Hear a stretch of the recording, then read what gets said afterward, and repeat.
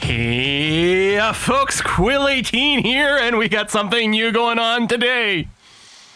I actually told Essentia a few minutes ago, it's a really good thing, you know, we spent Valentine's yesterday together and had a great, lovely time, because as of today, I have a new love in my life. And that love is Against the Storm. Holy crap. Holy crap! I really like this game. I technically loaded it up yesterday and was going through the tutorial, but I properly played it for the first time this morning. And, oh, chef's kiss. Just absolutely wonderful.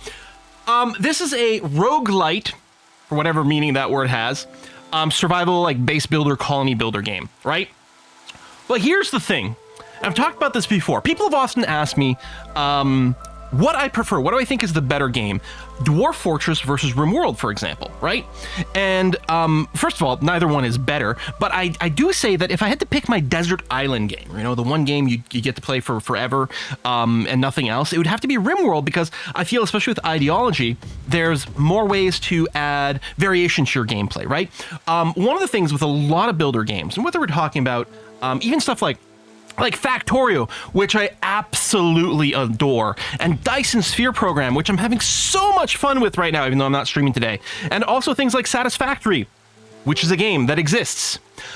One of the things with these games is sometimes you feel like once you've beaten them maybe a couple of times, you feel like you've kind of solved them, right? And the question becomes like, well, what makes each playthrough a little bit different from another that gives you kind of a reason to try different things? Mods can do some of that. RimWorld, one of the things with ideology, you can try a lot of different theme stuff, and of course there's a billion mods for that as well. Against the Storm addresses that issue in a really interesting way. The other thing it addresses is the fact that for most building games, for a lot of strategy games, for Civilization, for things like this, the funnest part, at least for me, and honestly I think for a lot of people, is the early game, the exploration, the initial build-up, right? And pursuit of some immediate goals. Against the Storm is all the early part of base building, and so each session is remarkably short. I just did a full Let's Play of it this morning. Took me 4 episodes. It was a little under 2 hours for a full playthrough of a settlement. But the thing is, each settlement you complete then has this sort of meta, the roguelike kind of thing, where you get permanent unlocks going forward. And so you get to keep going through the sweet spot of the cycle of a base builder, along with having a lot of variations in each session that necessitates new types of puzzle solving. I don't know. Everything about this is wonderful. Here's the thing. It's an early access game, right? And I actually have a natural sort of bias against a lot of early access games that hit out there, because I'm like, yeah, but. And this only claims to be version 0.43, as you can see in the bottom corner over here. And yet, if you told me this was a complete game and there was never going to get an update again, I'd be like, yeah, it's fine. I totally endorse it. It's not that expensive, and it seems amazing right now. And yet, we have a note that like, hey, we're telling you when the next update is. There's going to be one tomorrow. Apparently, they plan to have updates every 2 weeks. And here's their roadmap that they have so far. In their minds, they're like, it's an early access because there's so many things we want to do, not because it feels like an incomplete game. At least, as far as I can tell. Admittedly, I only have about 10 hours into the game so far, but so far, yeah. Anyway, oh, yeah, see, here's another thing. Early access game. Here's the gameplay options for various automations, quality of life, the things that you can tweak. Yeah, customizable alerts to choose what you're seeing over here. Oh, yeah, that's good. Yep, you know, all their keybinds are in here. Like, the user interface is just, what the heck in heck, man? What the heck in heck? Anyway, without further ado, I'm going to jump into the game, because I really do want to be able to finish and to go, oh, hold on, let me read the subs and resubs real quick, and then we'll jump in, because if all goes well, we'll be able to do one proper complete session in one stream, which is going to be great. Resubs. We got Temporal Trash at 41 months. Lodrian is at 96 months. Chancey Bing is at 8. Eliha Van Verdun, is at 31 months. Harthaknot is at 95. Hans Meyer is at 6 months. The Villain's at 43. Oh, your friend just completed PhD for years of research in history, development, and usage of palindromes. Say hello to Dr. Awkward. God damn it, Dr. Awkward. Tinker Taylor's at 27 months. Bitter Old Guy's at 49. Caven's at 51. Jonathan Skyfell's at 84 months. Charlie Dragon's at 17 months and says 17's a nice number. But you know what's nicer? I'll tell you next month. Fletcher Reed is at 82 months. Esoteric Fish is at 61. Grumpy Oldies at 29 months. Doc Villain at 32 with the Buongiorno. Chinao is at 87 months. Glaciated Vikings at 31. Namfoodle Turin is at 20 months. Tracy Bluth RIP 110 months resub from Tracy Bluth. Fagava started us off today with the 46-month resub. Thank you very much for that. Let's play video games. I really want to play this so much. Dyson's going to return on Monday. Saturday might be Dwarf Fortress, might be Pharaoh, the new Pharaoh that got released, might be more of this. We'll see what it is. Okay. if we hit play over here, we're going to go, and it's a roguelike sort of permanent campaign kind of thing. I don't have multiple saves going on right now. We've got this. So this is sort of the world map kind of thing. The story of the world is that there's some sort of horrible blight storm that keeps coming through and like wiping out everything. We literally have a timer down here.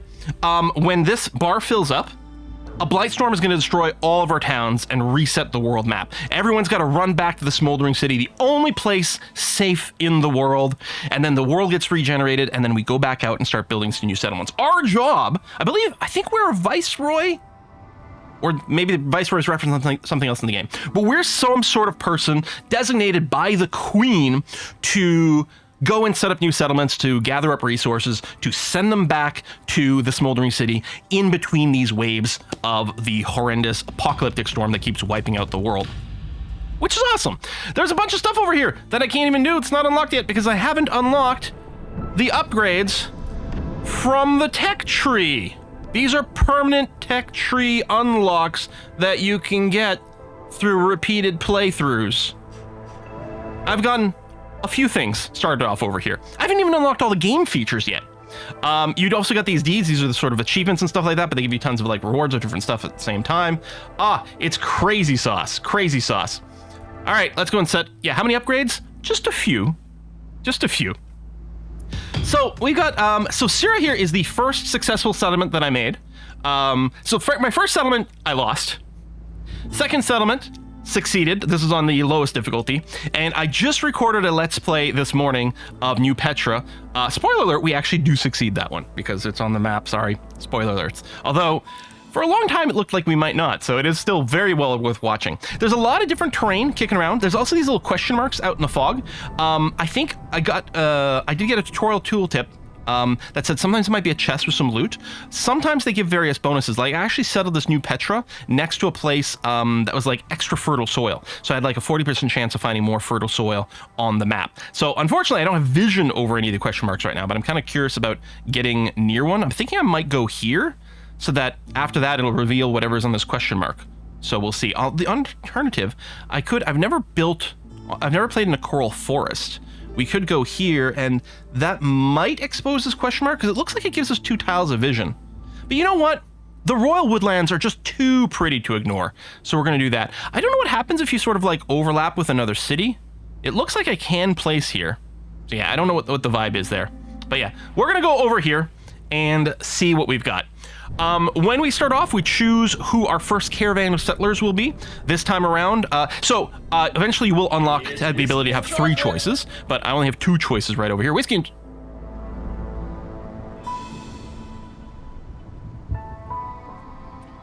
Thank you, RT Mace. Wow. This month marks 10 years of watching your YouTube. Almost never get a chance to watch the streams, but excited to see what this game is about. Have sunk thousands of hours into RimWorld and Civ because of you. Thanks for the years of entertainment. Well, thank you. Thank you for the years of support just watching and that. Holy cow. I'm out of whiskey. So, cheers. This is just soda water, but cheers. Okay, but sorry, back to the game. That was very distracting. Thank you. Right, so I gotta choose which caravan is gonna settle this town. Caravan 1 here has 9 humans. Caravan 2 has 5, I think they're called lizardmen or lizard folk. I don't remember what they're called. And 3 beavers, these beaver humanoids over here. It's like we're playing, Timberborn, right?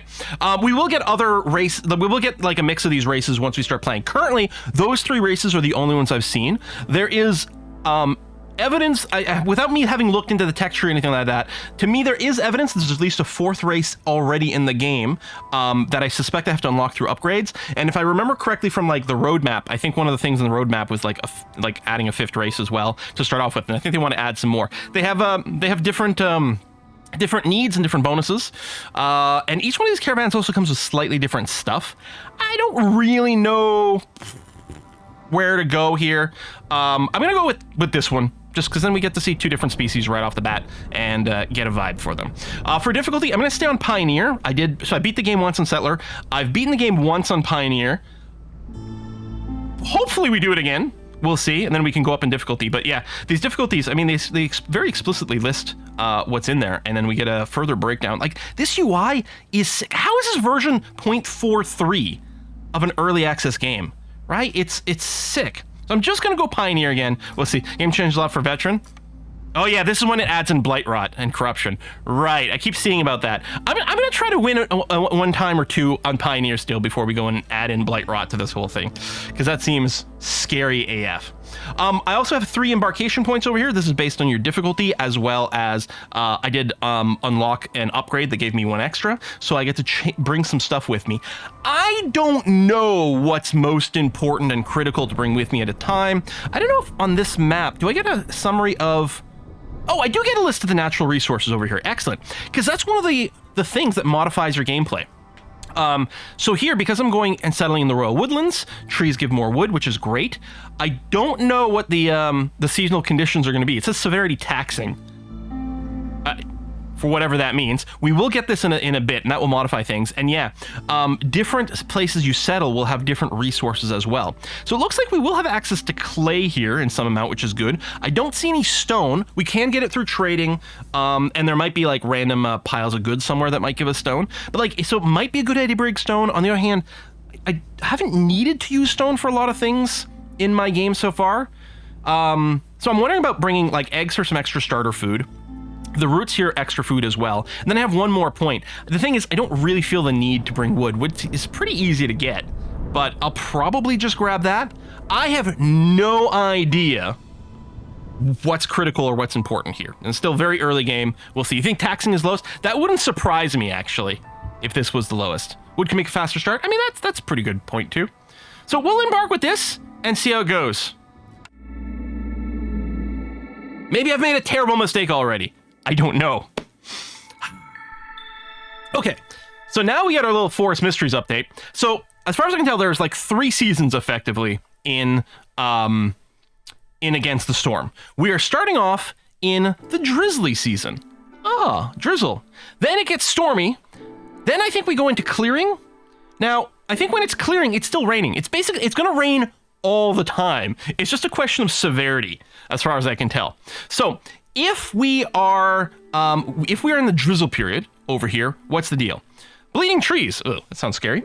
A red sticky substance is oozing out from beneath the tree bark. Gain 2 resin every time woodcutters cut down a tree. So this is active only while it's drizzling.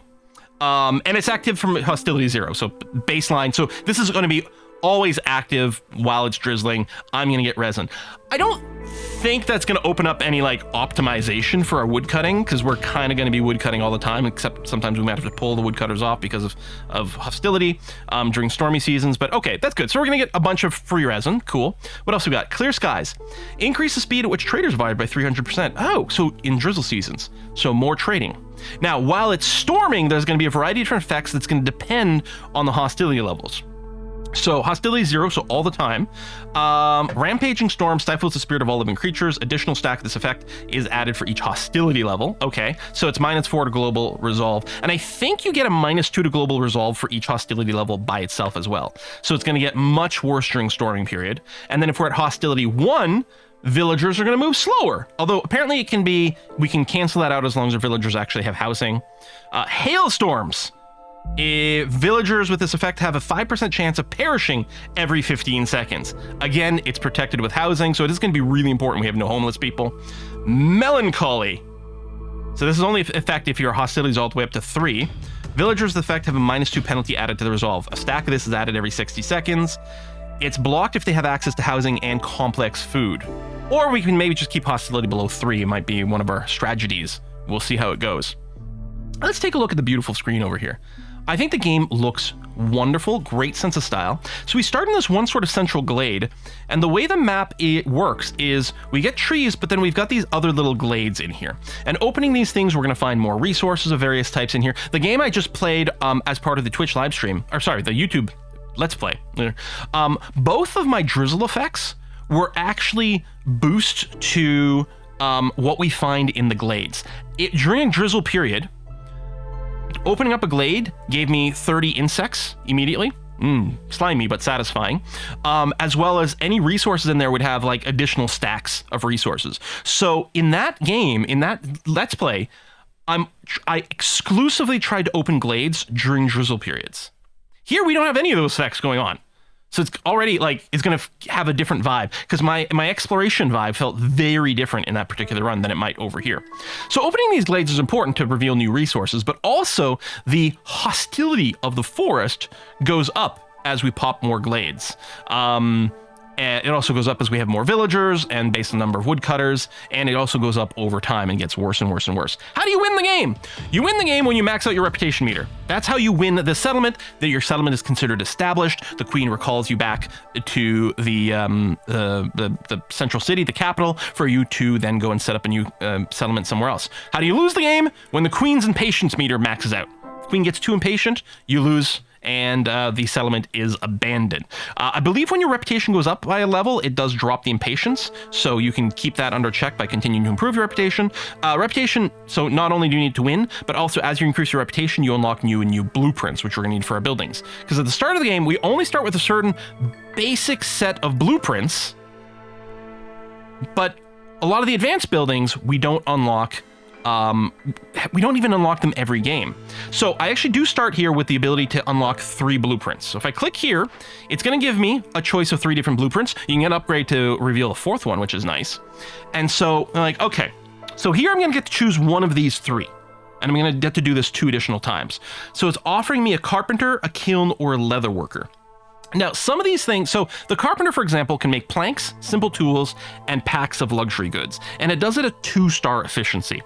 Buildings, for each of their tasks, they can do it from 0 to 3 stars. 3 stars is a super efficient building. It builds it very quickly, and it doesn't use a lot of material. Hey, sufficient Dacon, thank you very much. So the more efficient it is, the less material it needs, and the faster it produces things. And again, so much quality of life. If I mouse over Carpenter over here, where it says at the bottom, current best, it actually gives you information based on what buildings you currently have access to, whether or not you can already make these things, and how well you can do it. For example, I found it took me a bit to like understand what was going on here. Right now, so the carpenter can build planks, simple tools, and packs of luxury goods. I already have the ability to make planks because you do start off with like a makeshift workstation that you can put down, but it does it terribly. That little red icon underneath the planks where it says current best, that's 0 stars. So that making planks at the makeshift thing is slow and takes tons of logs. Really, really inefficient. The carpenter would be 2-star, would make it much better. And I currently don't have anything that can make simple tools or packs of luxury goods. So that would open that up. So, you can look at the same thing for some of these others as well. And like, oh, well, where do we go? What do we get? I don't know. And, if I get the carpenter now, am I ever going to see the kiln again? Ooh, who knows? So I don't have to select this right now. I can close. It'll still be the same. So it's like, I've got those 3 things, so I can think about what decisions I might want to make. After I click on one of these three things, I'll then get a list of 3 more things to pick from there and keep going through. Yeah. For now, I don't need a blueprint instantly, because the very first thing I'm going to do almost certainly is just put down a woodcutter's camp, so that we can start chopping down some trees, get some logs, because one of the most important things here is we have to keep our hearth burning here. We've got our ancient hearth. It consumes fuel. We've got 4 different fuel resources that we can use. Wood is sort of like the least efficient, but it'll get the job done. So we need to make sure we got enough fuel to keep this burning, or we lose. And then logs are used, or wood is used for some of our early construction. Plus, again, we kind of want to pop open some of these glades to see some resources. So I'm going to start off by putting down 2 woodcutters camps. I don't know if that's like a good way to start. It feels pretty good to me though. So I'm going to put one over here with the intention of chopping through some of these small, non-dangerous glades. And I think I'll put one over here as well. We'll get them there. You can see the work area. You can move these woodcutters camps for free after they're built, so you can reposition them. A lot of the basic gathering buildings, you seem to be able to move them for free. Some of the others, it costs you resources to move if you want to, and you can't move your hearth or your main warehouse. So we'll get those down. We've got our population over here. There's lots of information we can get in here for now, but we'll just go ahead and get them started to establish that, and then we can start chopping some trees. This game is going to hurt me. Well, all the wood cutting might hurt you there, Kids for Luck, but yeah, we don't have much of an option. Now, what I'm going to do here, your woodcutters will try to cut down any trees within the radius, but you can mark trees specifically to be cut to get them to prioritize those. And I specifically want them to prioritize the trees that are going to lead us to a new glade, so that we can see what's in there and try to see what our deal is. Oh yeah, I just unlocked trade routes after the last Let's Play. So I'm going to have to go and check out how trade routes work, because I've never used them before. I really like the way that sort of like ease you into some of those mechanics. Okay, these buildings have now been built. And yeah, I guess they're little wagons. I guess this is why you can move them for free here, is because they're made to be moved. They're very mobile. So these woodcutter camps can have up to 3 workers in them. Now, they have a specialization bonus for wood. Beavers, as you might imagine, are natural woodworkers. They also enjoy engineering. So ideally, in my woodcutters camps, I would like to have beavers equipped, because they will produce more efficiently. So if I click here, there you go. I can go and assign beavers. This little swirly symbol indicates that they're specialized. If I go and replace it with a lizardman, is that what they're called? They're just called lizards. You see no swirly symbol because no specialization bonus. So I'll do that. Now, over here, I do want to get this chopping as well. So I'll go and throw some lizardmen in here as well, just to get it started. But ideally, hopefully, we'll get some more migrant beavers to go and throw in over there. The hearth actually has a worker as well. And so it does have a specialization bonus for warmth. Lizards, cold-blooded, they like working in places that are warm. So this lizard here actually gets a bonus to their resolve. They are happier because they're working in a warm spot. Also, lizards that work at the ancient hearth give us the sacred pyre bonus, so we get +1 to our global resolve. I know that if you put humans in there, it decreases the rate at which the queen's impatience grows by 25%. I actually don't know what happens if you put a beaver in there. We'll have to give it a try at some point. But yeah, so we do have a worker there. We have a single unemployed lizard, but unemployed people, they're not employed, they're builders. So if you're building stuff, it is your people not assigned to a building that actually goes and constructs that. So for example, maybe I'll put down a path. The regular path doesn't take any material. It increases movement speed by 5%. I mean, 5% is 5%, right? We can go ahead and do that. Keep our worker a little bit busy. We can also do stone roads, paved roads, that are even faster, but then I would have to use stone for that. Yeah. Now, meeting needs. So this is their resolve over here. If their resolve goes negative, then these people start to leave. So that's very bad. High resolve, there's a little blue ticky here, and you can see one over here. If you meet that resolve, high resolve people, it actually gives you reputation over time from high resolve. If we could get the lizards a little happier, then we might actually be able to get that threshold. If you expand this little pop-out, you can see all the things that makes them happy. So, shelter makes them happy. If you can get lizard-specific housing, that's even better. They like to eat jerky and skewers of meat as their complex food option. They also like pie, can't blame them. Pickled goods, cool. They love brawling and religion. If we compare to the beavers, they also want shelter and beaver housing. They like biscuits. They also like pickled goods. They want clothing. They want leisure activities, education, and luxury. So you need different stuff to please the different species, which is kind of nice. So I'm going to put down some early houses. The early shelters just need regular wood to build. So that seems like an okay thing to do. Each one of these default houses fit 3 people in them.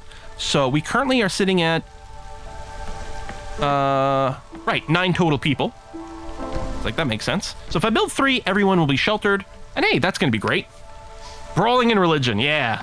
What's not to love about that? So yeah, we'll start some shelters being put down there. And that's why I wasn't too concerned about building the building immediately. Now, you do get these alerts if you don't do something after a little while, which is nice. So you can't miss that there's a new blueprint, because you get an alert. In fact, if we kept waiting, at some point very soon, we would get an alert, hey, you should choose your cornerstone. So I believe it's every year in the game, you get to choose a cornerstone, which is just a passive bonus ability that is kind of awesome. I think you can unlock upgrades to let you reroll these as well, but I don't have that right now. It's not 8 people, it's 3 employed people, 5 employed people, and 1 builder over here. So I have a total of 9 people. I'm pretty sure, Kentos. I'm pretty sure I'm reading that correctly. Although I only have 8 homeless. Maybe it's not it. Weren't we supposed to embark with 9 people? No, top numbers total population. I thought we were embarking with 9. Maybe not. Maybe it was 9 humans or 8 total with these 2. Okay. So I was going in assuming we had 9, so that's why I thought that number was worked out. Anyway, so what do you have here? Silent looting. Your scouts have learned to be cautious when looting abandoned caches. Every open cache lowers hostility by 15 points. Okay, if there's one thing I have learned so far, is anything that lowers hostility is insanely good. Insanely good. So, okay, that's really cool. Fungal guide. Ancient mushroom farming techniques are described within.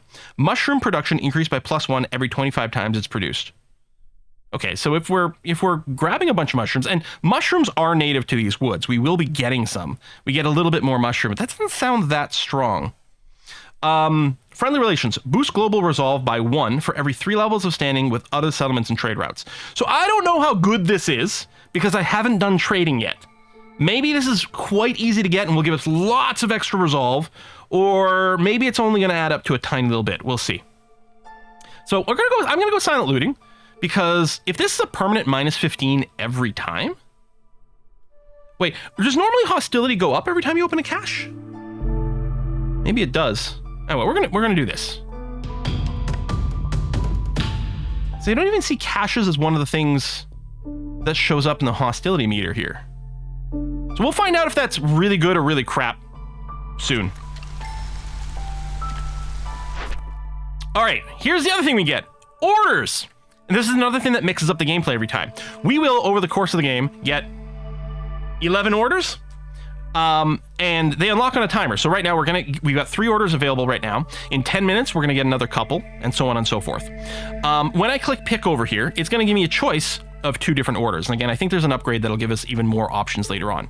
So here, I have to choose an order. Shelters. I need to have 8 villagers with the shelter need fulfilled for 20 seconds. That should be pretty easy. I'm already building houses. And I have to have 20 wood. Again, easy. We're getting wood constantly. This should be super easy to complete. Every time you complete an order, you get 1 reputation. Again, reputation is one of the ways that you, that is how you win. So reputation's pretty good.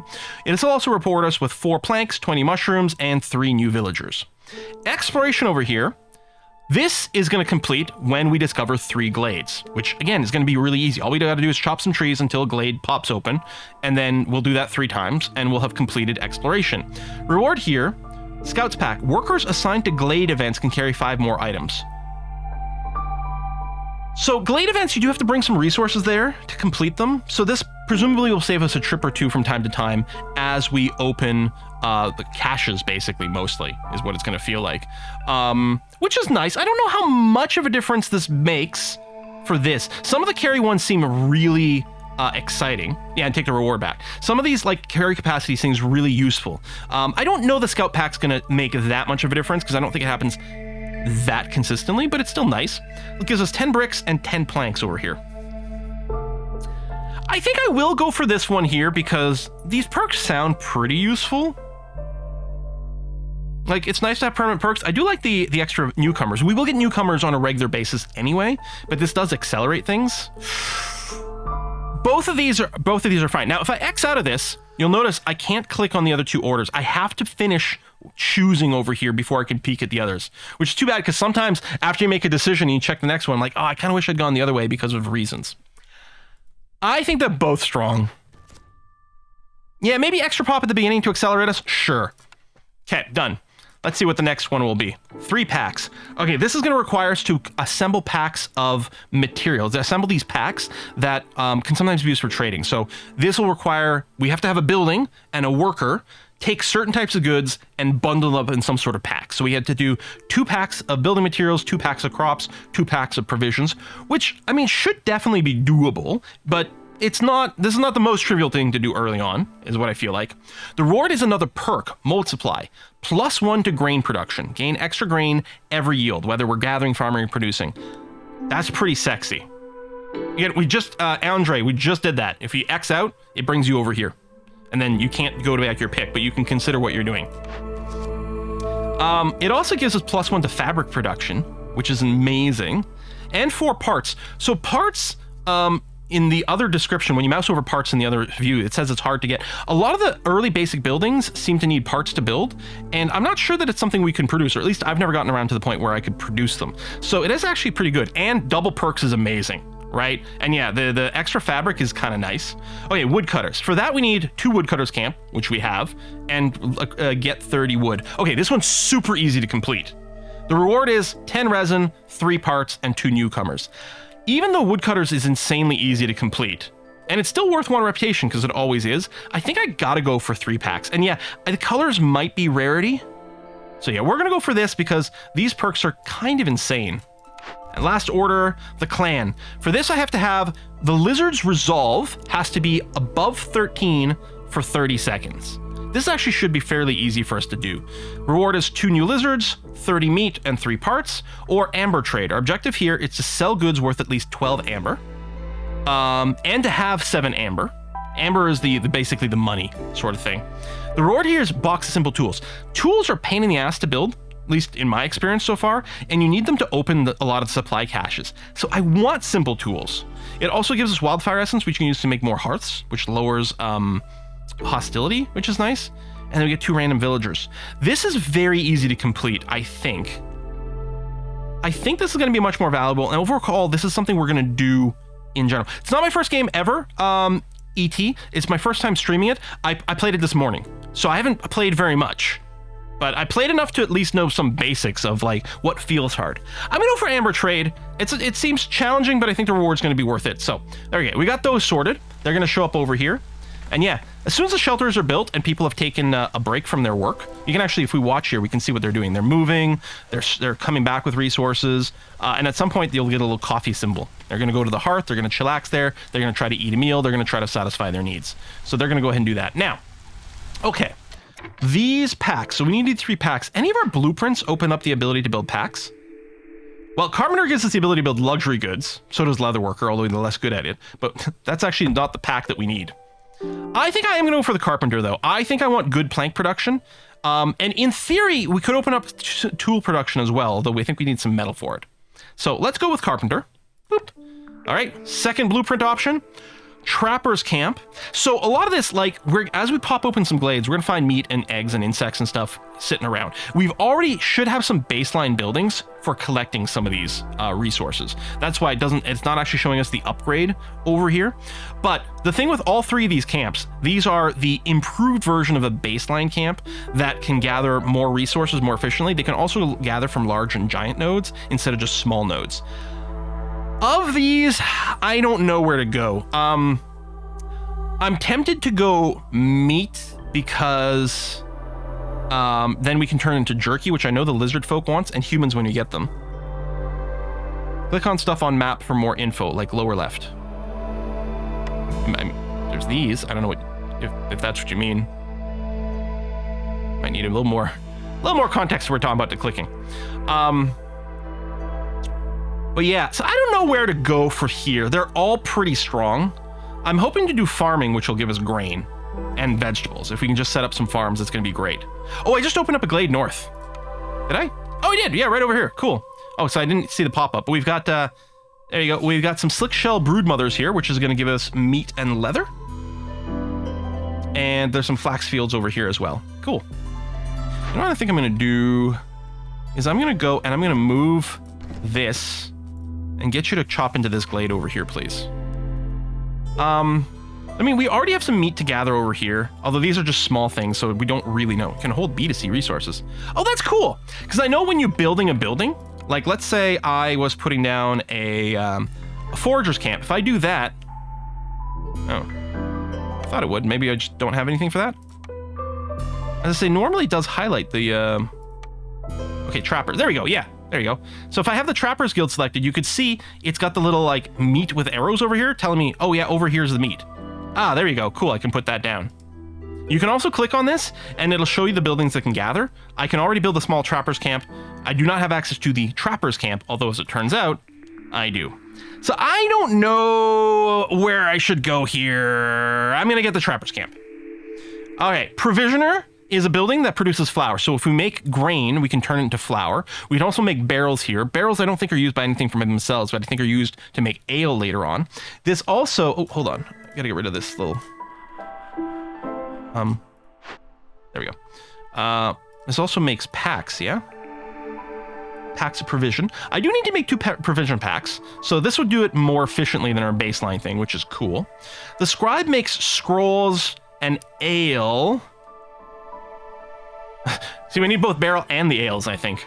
And the clothier makes coats. I think I'm tempted to go provisioner, just to try to maybe be in a position where we can start making flour. We'd still need like a baker or a cookhouse or something to turn the flour into like fancier stuff, but gotta have ale, Dwarf Fortress style. Yeah. I'm just not excited by scrolls. I haven't done anything with scrolls at any point yet. F it, I'm going provisioner, I don't care. Done. Okay, so we grabbed our blueprints. Groovy. I'm gonna let the current construction queue finish up. And yeah, we're gonna pop open one of these dangerous glades soon, because there's much better rewards in those. But I wanted to open up a few of these for some early stuff. I guess for 2 of each, you're right, I can just build the baseline thing. All right, so we popped open this one. It's got a sea marrow deposit, which is actually one of the burnable fuels. It's got some bleeding tooth mushrooms in here as well for some food.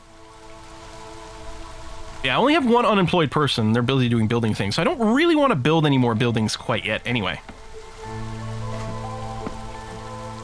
I don't know if I can, if I should pop open a dangerous glade immediately. We're clearly going to have to do that soon because we're like quite near them. Oh, someone said hold control, hold alt. Oh, cool. I like alt for showing my people. I know if you click on this, it'll also show you the people, but that's actually quite... Is it showing me the unemployed right now? That I've got an unemployed lizard? Hang on. If I go here, I fire a couple of beavers just for a second. How do I make it? So this looks like this will place a... how do I make it so that it's going to place beavers instead? Scroll. Ah! Thank you! Oh, God, that's good. Oh. Obviously, this maybe isn't indicative of very many early access games, because in many ways, it's slicker than a lot of release games. But you can also see why the little UI deficiencies that I felt existed in Satisfactory were really annoying me since it's been in early access for 4 years. I'm like, come on, you can do better. And this is just like, what the hell? This company's only ever made 1 other game before, as far as I can tell. It's a group of apparently 5 friends. They made a mobile game once. I mean, maybe some of those people worked somewhere else beforehand, but like, how are these people so good at this? It's crazy. Oi. Oi. All right, second shelter up. Get the third one. It'll complete our first order, which is going to be really nice. It's glowing here because I unlocked something new here that wasn't available before. I may as well put down a... Well, no. Again, I don't have the people to work these sites yet, so not any real reason to build anything up quite yet regardless. Plus, if anything else, I want to build a shelter. There's a priority system in here, so if I did queue up multiple production, I could make sure, like, hey, construct this first. Oh, you're waiting for some logs, some wood, which just got delivered. The way the jobs happen, they chop down the trees and bring them to their building, and then once the storage of the building is full, then they deliver the goods to the warehouse. You can force the delivery early. What we got here? We got moss broccoli and dewberries. Okay. So we haven't actually found a single regular cache yet, which is interesting. We'll certainly find some good caches in the dangerous terrain. What I might gonna do here, English much? Is I'm just gonna keep them chopping wood and maybe actually near like the hearth area. Because this radius here, some buildings have to be built within the radius of a hearth. So I'd kind of like to clear a bunch of that up. Mostly it's houses. I think taverns have to be in there as well. And we do have plenty of room, but I think what we're going to try to do is clear this tree away here. Let me move this woodcutter's camp to over here. And what I can do is I can go and I can even shift click to set all camps. I'm going to tell them to avoid glades right now. Or you can even go avoid glades except marked. So only when I explicitly mark, hey, cut into a glade, we would do that. By the way, you can set that as a default option as well in your gameplay because this game does everything. I don't understand this game. I don't understand how they did such a good freaking job of it.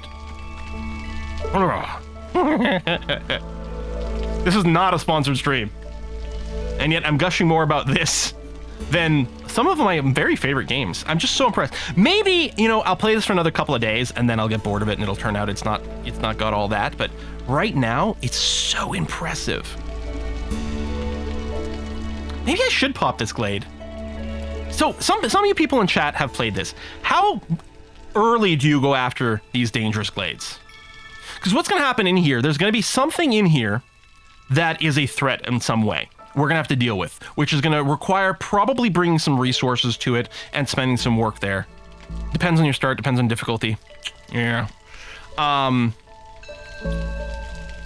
usually these things can be solved with the... Oh, I can complete my shelters quest. Let me do that delivery, which will give us new people, and raise my reputation, which unlocked a new blueprint. Bakery! So I did get the provisioner, which makes flour. I mean, I'm still gonna need a freaking farm to get a constant supply of grain, which needs to be unlocked. I think I like this. Second year, get your trading post first. Yeah, I want the bakery. I don't care. Baking is cool.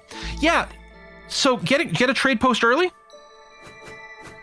Okay, let's get a trade post right now. Doesn't even need a worker, which is nice.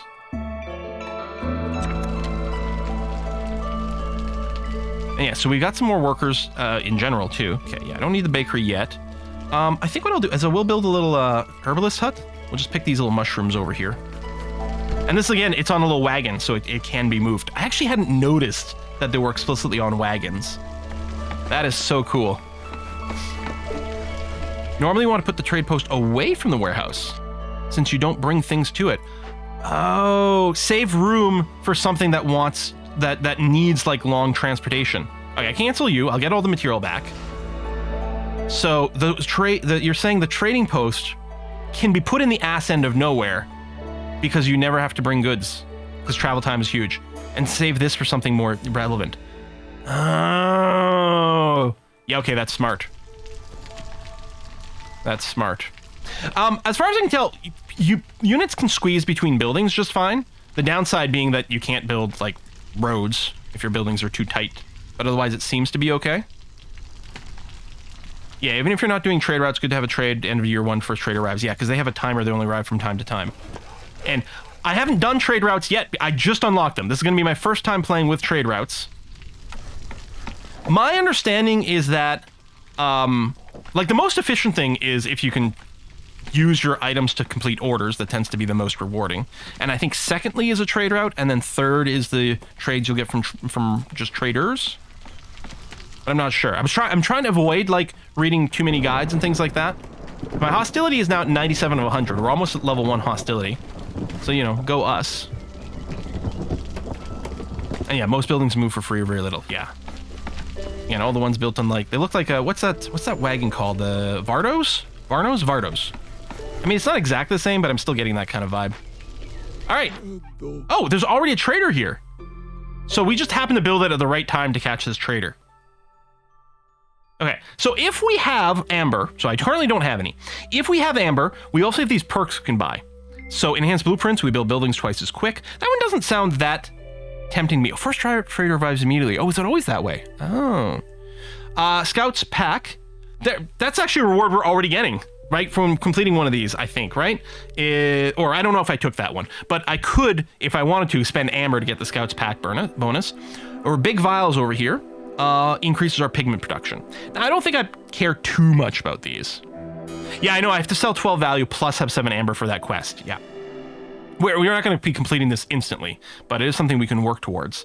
So, like, part of the thing I feel is, like, getting simple tools is really important because you need them to open a lot of these caches. I don't think we can really afford to do much right now. I could dump some oil, although maybe I want it just in case I run out of fuel. Like, I don't know if there's anything I really want to dump right now. I guess I don't need the resin right now. We're going to get a lot of resin. If you build the post before second drizzle, you don't get trigger immediately. Like, I should be getting a constant supply of resin on this map because of the perk that's going on. So what I could do... Actually... With this, if I can sell 12 goods right away and still end up with at least 7 amber.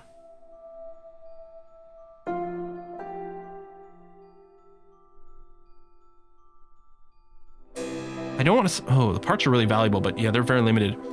Wood's pretty worthless at 6 cents a piece, but maybe. I'm gonna ditch these plant fibers. Yeah. And just enough wood to make our side of the deal be worth 12. So now we will have sell 12 goods worth of stuff, and... Why is their doorbell ringing again? It's been so annoying. I've had so many recordings the last 2 days interrupted by phone calls and people showing up at the door. Is he? I guess he's charging me extra for amber. He's charging me $1 at 125 for every amber, even though like amber is the currency. What an ass butt. Well, I still want to sell 12 bucks of stuff, so I'm just going to go and throw in a little bit more wood. There we go, until we get the deal. So if I do this, there we go. So I have sold 12 bucks worth of stuff, and I have at least 7 amber right now, so I can accept this reward. Bam. Okay. And you just stick around. You can, not for very long, but you can, if you need to take a couple of steps to do things, then that's fine. Okay, what do I want to do with my idlers? I guess we should get some of the pack stuff down. So the question is, how do I build these packs right now? Ooh, because there's so many different buildings. Which one do I want? Oh, I'm not sure. Well, here's the thing. We've got this recipe panel over here. We can search for anything that is buildable in here. So let's say I search, okay, I need building materials. So I'll type in build and hit enter. So I can build packs of building material at this makeshift post. You can also click show all.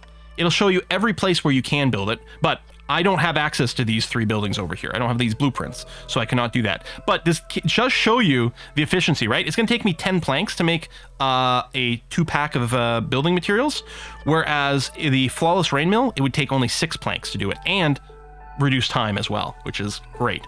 But there you go. And yeah, so this show all, even if you don't have a filter, so it'll show you things that you can't even produce yet. And then yeah, you click on this, and again, you see all the buildings where you can make these things.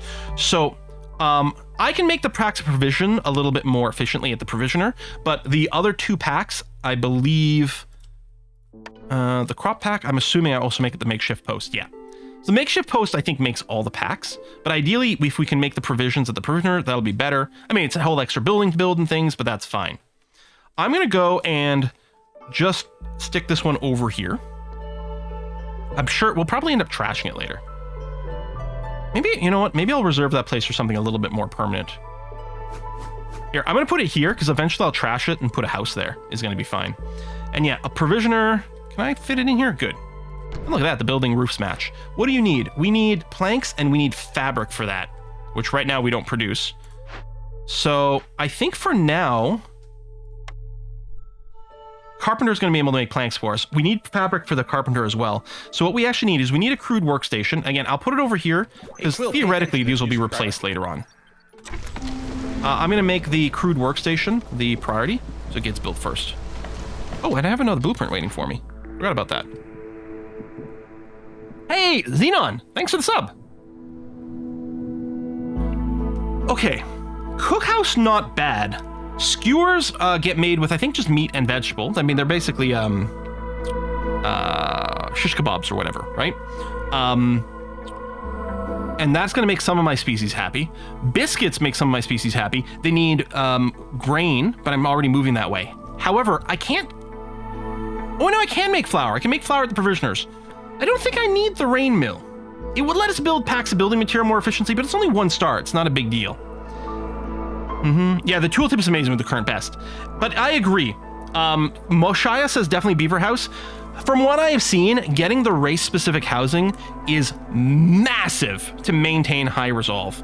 So, unless we were critically looking for one of these, and we're not, I'm going to go for the house. Every now and again, I get the blueprint option of the 3 racial houses. I'm like, oh, what do I pick? I want all of them. Oh yeah, and if you click on this, you actually get the pull-up of the thing that shows you each of the recipes as well for the breakdown, which is just lovely. But yeah, we're going to get the Beaver House. So the race-specific houses fit fewer people. The shelters have a base of 3, and the race-specific ones have a base of 2. We will be building those, although... I mean, I guess I may as well plop them down. We have 6 beavers, so we need 3 of these beaver houses. 1. Oh, there's... Oh, it's a road. Yeah, okay, I'll leave the gap for the road in there, actually. There you go. We'll get those in there, but we don't have the planks. I still have the priority on the crude workstation. I mean, I can make it explicit, like, priority 5, buddy. And then provisioner, I'll make, like, 1 notch down, so it'll still get built above other things. We got some people complaining. We got some homelessness. Hopefully we can resolve it quickly. We've got enough builders here. Come on. Get your ass to work. Crude workstation needs 5 wood, which we should have. We got lots of wood. Eventually, race-specific houses don't require blueprints. Oh, is that one of the unlockable upgrades? Oh. Farloof. Yeah, Farloof's about to leave. Do I want to make... Okay, I haven't hit this button. I'm assuming it's a terrible, stupid, horrible, stupid, terrible idea. But you can't attack the trader. Do it. Well, I've never tried it. I'm not going to do it here. I'll have to do it in test game, but here I don't want to, like, restart our run because we only have so much time to do things anyway. I don't feel like I've got anything I want to trade. I could drop 3 amber for some random resources. But yeah, we're paying through the nose for these. No, I'll hold off from them. If anything, if I can accumulate some amber for some of these perk things or blueprints, that would actually be kind of lovely. Okay, crude workstation. There's no specialization bonus, so it doesn't matter who we throw in here. Here, we'll go and throw a couple lizards in here, because why not? And really, the only thing I need you to do, I think, is fabric.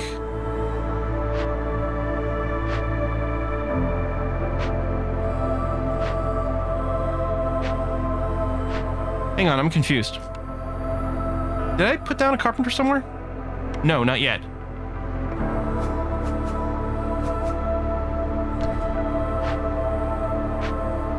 Yeah, so I want the carpenter actually built, like, next as top priority.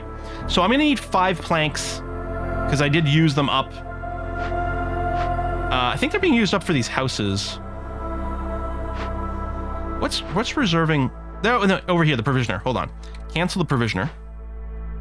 There you go. That's going to refund my 5 planks, which is what I need for the carpenter. There you go. I'm like, I had enough planks. Like, hold off a second here. And yeah, keep these at priority 0. Carpenter, top priority. So over at the crude workstation, I shouldn't need to make planks. All I should need is a couple of units of fabric. Now, fabric can be made from either plant fiber, reed, or leather, and you can enable all these. I don't have any of those. Brack balls. Okay, I can get fiber from this flax field. I don't have a harvester's camp yet. I do like that it says that, 0. So we're gonna put this over here, and that's actually like, yeah, get that going on. Needs parts and wood. Yeah, I sold the fiber. I know, I thought it was gonna be fine, and it is gonna be fine because we're gonna get our flax from over here, but it's less than ideal. You know, in my other game, I didn't end up building so many things. So, although these are just placeholders, nothing's happening with these. No material. They're going to get built eventually, but it is going to be the last thing that comes in. This makeshift post, I do have some free workers. It's not the highest priority to finish this. And some of these are going to eat some of the material that I need for things, so I'm not going to worry about manning the makeshift post right now. Yeah, these beaver houses need a lot of planks, which is going to be fine once we get the carpenter going. It's going to be okay. So check the carpenter. Yeah, all 5 planks have been delivered there. Perfect. So we just have to wait. I guess I don't need any workers here because I can't actually make this yet. Let's get this harvester's camp sorted out. There you go. So it's going to collect some plant fibers for me. Well, or whatever. Yeah, plant fiber. And it has a random chance of maybe getting clay and insects as well. All right, we got some new citizens. Now, sometimes different groups have different numbers of people. Here they both have 4. And of course, they clearly have different composition of races here. And then they bring different stuff. So this one is 4 flat out amber, which is very valuable. Here we got 4 clay, 5 leather, and an amber. I kind of feel like I'm going to grab some of this stuff here. Yeah, leather from the cloth, exactly. Because we can make cloth out of leather, although we need 6 leather to do it, so it's still not going to be enough because this is such a low efficiency job. Really, it's going to have to be the plant fibers to get this going. Yeah, I heard it described as something like, do you like Civ but don't want to do combat, or do you like Warcraft but don't want to do combat? People said Civ, and I'm like, okay, it's not Civ. These are people who haven't played enough computer games to have a good baseline of things. But this feels like playing Warcraft 3 without combat. You can see, because I have this set to avoid glade unless I mark them, they've chopped all the trees except the last one that'll pop this glade open. Oh, right, I got a cornerstone. Rooty ground. Strange roots spread across the land. Wood production is increased by +1, but harvesting and planting are 25% slower.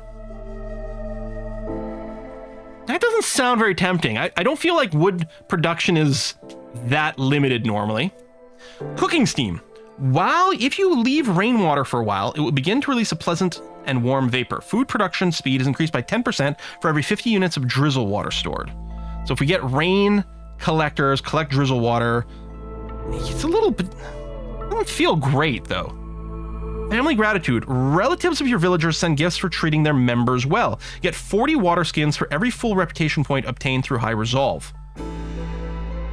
So I have to have high resolve, have that burning long enough to get me reputation points, and then I get some free water skins. I have the ability to collect rainwater. I just don't have the ability to use rainwater. That's right. We haven't unlocked rain punk yet, which is a thing. None of these feel stupendous. I don't like that harvesting and planting is slower. Like, I'm wondering about just family gratitude and hope that it works out at least once to get water skins. Yeah, I really wish we had the reroll. Well, decline. I don't think there's any reason to decline. I can't reroll. Look, 0. I don't have any. I don't think there's any reason to decline. Sometimes there are, like, this is a disadvantage. There's a few others that have disadvantages. Theoretically, if you had 3 with all disadvantages that you don't want, you could decline then. I think I'll go water skins. It's possible it'll never come up, which is heartbreaking. But yeah, rain punk. So later on, we will unlock the ability to... It'll get a rain punk tab on our buildings. Maybe not this one, but on some of the buildings, where it uses various forms of rainwater that you can collect. There's different types of rainwater that you can collect to run funky engines and stuff, yeah. And yeah, I do know that houses don't actually need road access. It was mostly about keeping a path open so that we can have some slightly faster walking routes over here. Oh yeah, you over here, hopefully we're starting to get the material. So let's whack a couple of people in here. And yeah, hope at least soon we collect some plant fiber. Yeah, delivery and process. We do have some over here. Good, good, good. Okay. Rain part is new. Yeah, some of the rain... I know the last patch 2 weeks ago changed some of the rainwater stuff because I read the patch notes. So I don't know how long it's actually been in, but I know there's been some changes to it. Yeah, so I don't have anyone in here yet, and that's okay. Oh, this place, this needs people. So specialization bonus here is alchemy. None of my current species have alchemy. That's why I was like, well, there must be at least one other in the game already. I believe they're called harpies, but I haven't actually seen them. Okay, the time is up. We can go and choose 2 more orders over here. Trade connection. So the objective here is to have 5 packs of trade goods made and have 8 amber. The reward is traders will arrive 15% quicker. More parts, which are hard to get, and a couple new people. Or building materials. Have 8 planks, 6 bricks, 6 fabric. Reward for that is more wildfire essence, which seem to be pretty hard to get and also are pretty valuable. A bunch of clay and a bunch of leather. I'm tempted to go with building materials. I think we're kind of gonna just finish this on its own at some point. I think I'm gonna do this. Yeah, we did get clay that could be put into bricks, yeah. All right, what's next? Sacrificing. For this, I have to sacrifice 20 oil and 20 coal in the ancient hearth. Reward will be 2 perks. So bleeding trees. We already have this, so this would be even more resin, which might be overkill and unnecessary.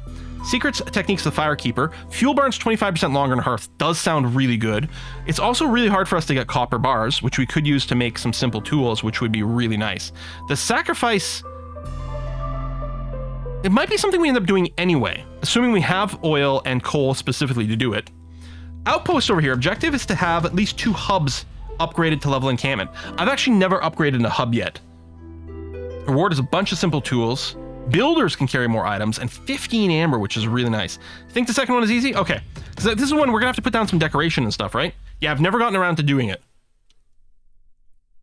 In fact, I'm not sure I could. I think I needed an upgrade for it. unlocked. I'm not sure, but I think maybe. So this might be the first time I can do it. So we got a few for outposts in here. It's a piece of cake. So as I understand it, what we do is on the hearth over here, there's the hub. And as long as I have enough people, and I have at least 4, in this case, comfort decorations, there's 3 types of decorations, then I can upgrade this to the next level. So the decorations are here. So the green ones are comfort, the blue ones are aesthetic, and the yellow ones are harmony. So this needed 4 comfort, right? Yeah, it even shows up in green. And oh, it just takes wood. It's not even logs, just wood. Here, I mean, I can build it anywhere in this range, but let's make some little benches in front of the hearth. There you go. So if I build 4 of those, that's gonna let me upgrade. Do we want to do different things? Hey, what? Let's do 2 benches in the middle. Get a stack of barrels over here. And, random pipe. Oh, we'll put a little... Oh, it's huge! No, I don't want that. Some more barrels. There, done. Okay. Oh, we got another trader. Hello. Zorg!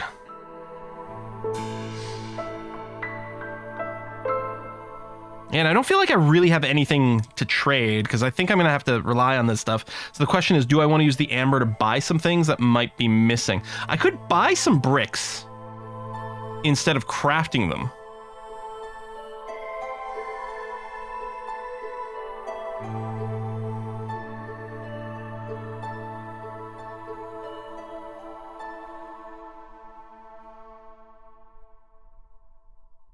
Maybe. Hang on a sec. Right now, well, I'm assuming I do it at the makeshift. If I wanted to make bricks, yeah, crude workstation. I could make some clay.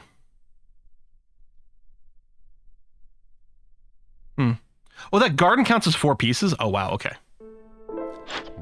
Yeah, we could sell more resin. Okay, so let's say I buy exactly 6 bricks, which is what I need for this. And I'm gonna need some for my buildings as well. Yeah, we do keep getting resin pretty frequently.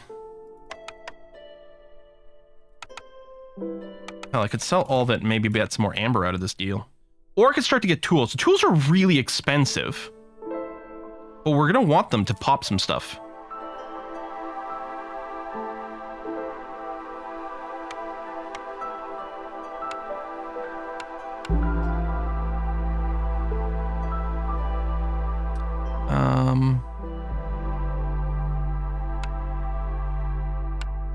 There you go. Let's do this. Oh, you can right-click resource, sell a full stack. Thank you. I think I did that excellently the first time, and then I thought the double arrows was how I did it. I'm like, no, it only does 5 at a time. How did I do all of it? Did I just imagine? Okay, so right-click to sell full stack.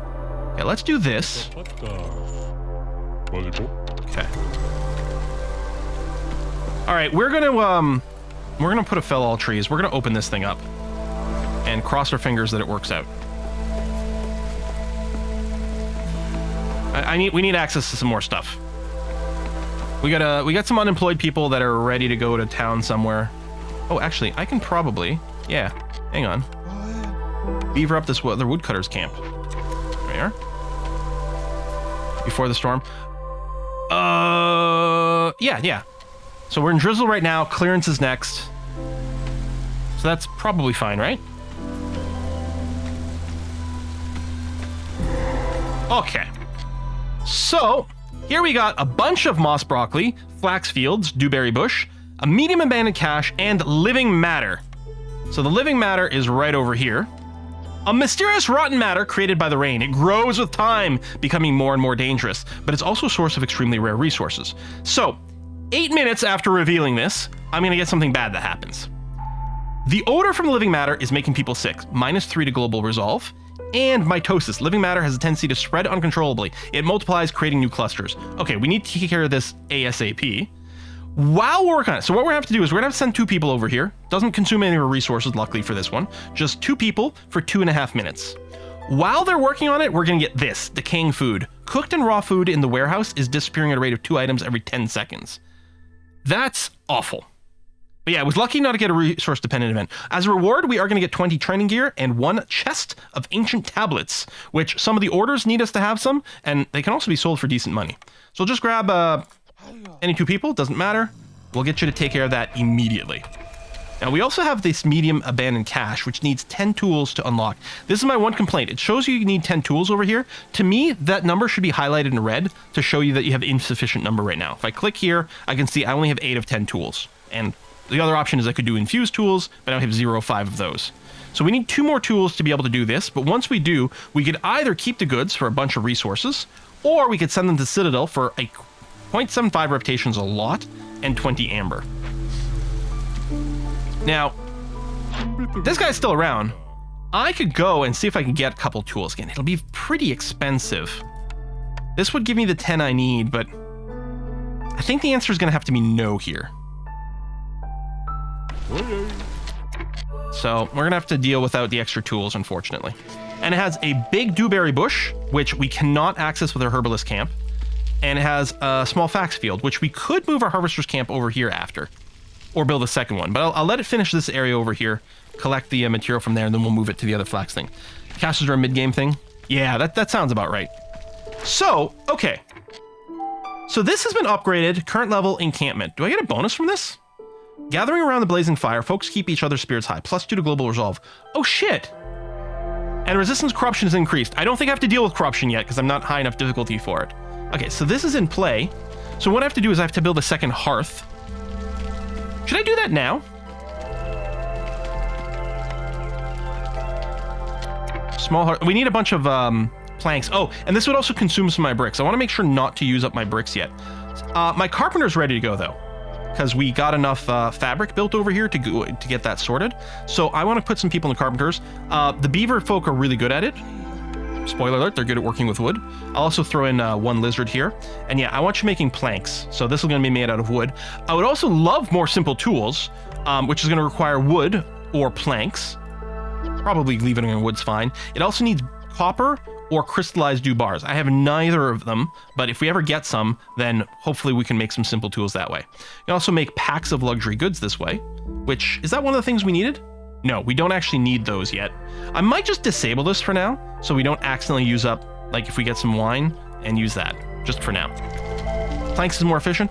I guess, well, it depends. So it takes 5 wood to make 2 planks.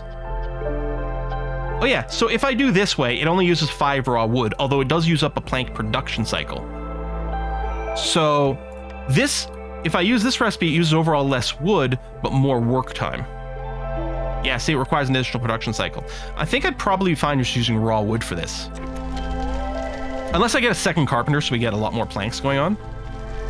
Now, you can set a limit for how high these jobs can go. If you punch a number in here, it's for this workshop specifically, this carpenter specifically, but it's also got global limits, which you can set in your recipe panel. So if I were to look at my planks over here, I can say, you know, we'll never need more than 20 planks sitting around, or whatever number is appropriate.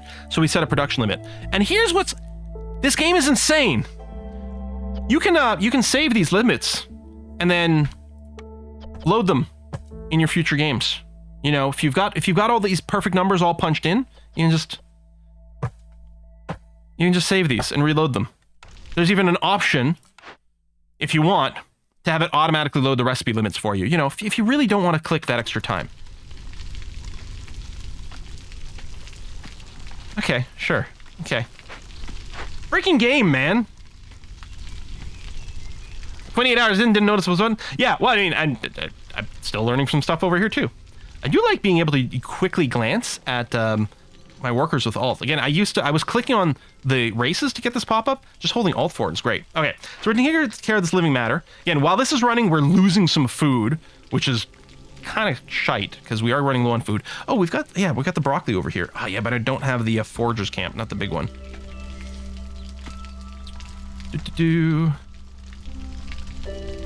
Right, I have a herbalist camp over here. I might need a second one to keep up with food. I don't know. Hopefully we're okay. Okay, so this first dangerous little glade worked out pretty well. Yeah, so this is done, so we're no longer getting this. And then they're just gonna bring the reward into our stockpile, clear this all out. Great stuff. I think I'm going to go put these back to avoid glades. Because I don't want to pop this next dangerous one quite yet. I'm happy that we're clearing some real estate around here, though. Do the resource points run out? Yes. So you can see this thing has 20 charges, for example. I think each one of these has 20 charges. Now, if we found some fertile ground, we could maybe start doing some farming stuff. Oh, I actually don't mind. We could do another, like, low-level glade and see what's in there. I think I'll move... Oh, that's the trader. There. This woodcutter's camp, I'm going to move you over here. And yeah, avoid glade except we're marked. There. All right, so now what we're looking for is we're looking for these planks to finish so that we can get our new housing in place. Also, I think we're still looking for a provisioner. So I'm going to put this back in here. And I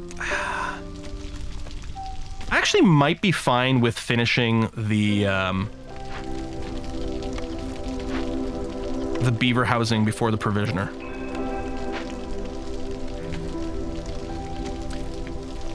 You're right, we do have some homeless. I mean, part of it is we're waiting for these homes, but yeah, I guess I should build some more baseline shelters. 1, 2, 3 will eliminate how... Oh, I think I may have accidentally left an extra space in there. Yeah. I don't think you can do a click and drag in this game. That's something that would be nice, maybe, but doesn't come up very often. Shift-click in the priority will apply to all buildings of the type. Oh, goddamn, that's so good. Thank you. Shift-click change all workers at the same time. Well, I did do that for the workers. The shift on these commands, so that they all match. Yeah. But yeah, I didn't realize it also did it for the priority over here. Yeah, that's nice. Okay, so this place has got an exclamation mark. It says no one is building. It doesn't tell you why is the one thing. Presumably it's because I don't actually have enough material for the fabric, because I don't have a limit. But if we did have a limit, then it would also stop from that. But I don't think it tells you which one of the reasons that happens. You can pick buildings to shift.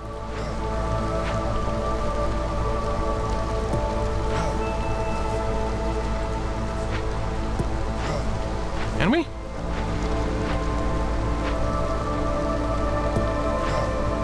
Yeah, no, the material is red here. Although it's annoying when you've got multiple ones of these recipes at the same time. Shift equals clone. Oh. Oh, I was shift clicking. Shift clicking doesn't work. You just tap shift and pick it up. Oh, fuck, that's good. That's so good. That's so good. Oh, hold on. I'm just realizing something.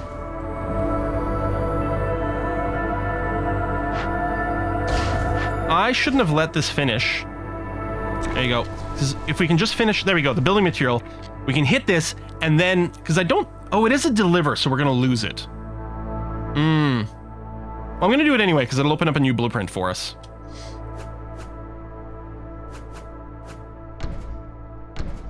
There you go.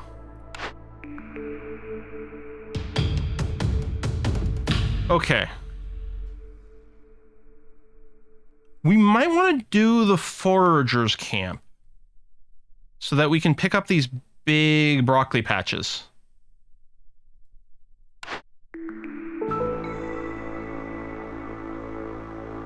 Yeah, I think of these, the only one that kind of we need in the short term, at least, is the foragers camp. So I'm going to do that. Because I don't like our food situation.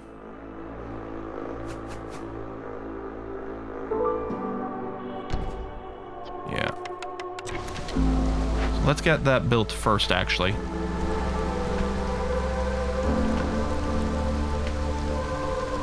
That same glade has other food for the foragers camp.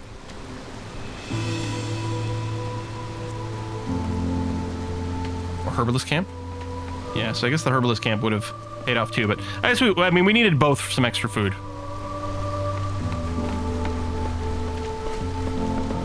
Veggies are good for you. Eat them all the time. Yeah. Okay. There we go. I have enough material now, so I'm going to put one person back in here to get back on the fabric work. So with these, we need... I'm going to set a limit of 2 packs of crops, 2 packs of provisions, 2 packs of building material, although... Yeah, luxury goods. Oh yeah, the provisioner will do one of those. I think it'll do the provisions. So we want to turn off provisions over here. But I'll set a limit for 2 for those. And then once these houses are up, I'll build the provisioner. And then we'll work on the 3 packs. And yeah, did I trade for the extra tools? No. Again, see here, still, I would like that number to be in red, so I don't have to click to see whether or not I have the material. Because you go through the trouble of being like, okay, I'll assign people, I'll assign the job, and then you go and it's like, oh yeah, we don't have enough stuff. Oh, well, thanks. Oh, I do, I can put some more carpenters in here. Yep, thank you. I didn't at the time. Yeah, this alt key is amazing. Yeah, I could assign people there. Oh, there we go. Foragers camp just finished. I believe this is a farming bonus. So if we had humans that we could yoink out of a job. Harvest camp has no specialization. So I'm going to replace this human with a lizard. Herbalist camp, also no specialization we can use. So I'll replace that human with a lizard. Because this one here does have the farming bonus. So if we whack some humans in there, there you go. We'll get the productivity bonus. Oh, and we get newcomers anyway. 5 people, 6 people, 25 stone, which we don't have native access to. Pottery's nice and some food is good. Again, our food is low, although I suspect our food harvest is going to kick up in a second here. I think we're going to go for this group of 6 and the 25 stone, which I could use for paths, but I'll probably just save. Oh, cornerstone. Metallurgic proficiency. All recipes that use metal or ore will be produced 33% quicker. Flame amulets. Oh, this decreases hostility from woodworkers, which seemed pretty good. And anything that reduces hostility seems pretty nice. This settlement specializes in wine production. Gain +1 beaver resolve for every 70 wine produced. Okay, well, we're nowhere near producing wine. So I'm going to go flame amulet. Yeah, pick cornerstone for people as you can get cornerstone for more people per group. That's a good point. Yeah, I didn't realize that it was there and ready to go. Okay, and then yeah, you get a nice notification when one of these runs out of resources. So we're just going to yoink up this harvester's camp. We're going to follow these little arrows and be like, yes, I can collect some stuff over here. Beautiful. Let's just get a regular path heading out over here. There we go. Lovely.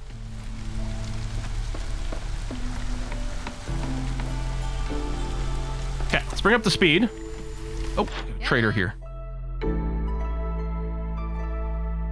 Increase global food production by 20%. I would love to have that. You can also get the blueprint for a plantation for growing berries and plant fiber. Not that we've run into any fertile land yet. So farming hasn't really been something that opens up anyway. I could still just dump, I think, a bunch of resin, because I think we're going to keep getting... Yeah, that right click is so good. I think we're going to keep getting a huge supply of that all the time. We could sell the ancient tablet for a bunch of money. I'm hesitating a little bit because we might get a quest to have one. You don't even sell tools. We could just buy some amber. I think what I'll do is I'm just going to go and buy some amber like that. So we're going to sell our resin, pick up 5 amber. Yeah. Food situation, it's not great, but I think we just put down a better forager thing. So I think we're going to be okay. Right? Because I just built this forager's camp here. And so we should be collecting vegetables, hopefully quickly enough. Right now, the numbers are decreasing.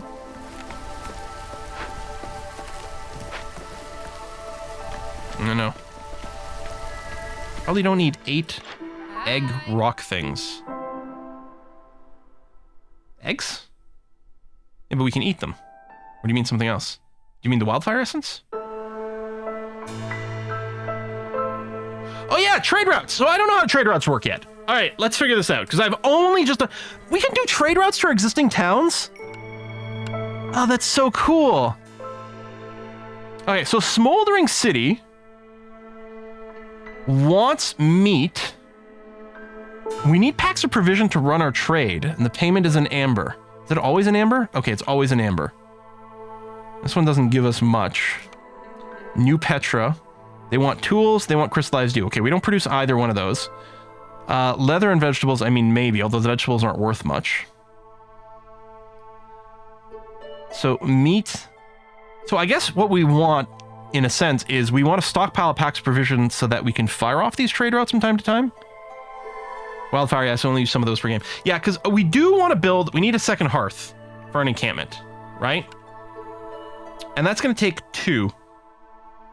I guess we could sell the rest. Can I not build it here? Does it have to be in range of the other ones? How does that work? Why is it red? Can I not? Can I plop it if I don't have the resources at all? Or are you saying it has to be further away? Oh, it has to be 0 overlap. Oh, okay, so I'm gonna have to go and explore some more. Okay, oh, and trader's gone anyway. Okay, we'll probably consider selling some of those. Food's still going down. That is a little concerning.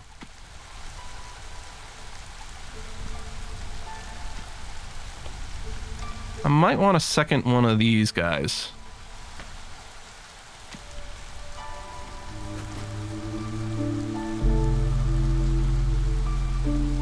It's not even that much food, but maybe?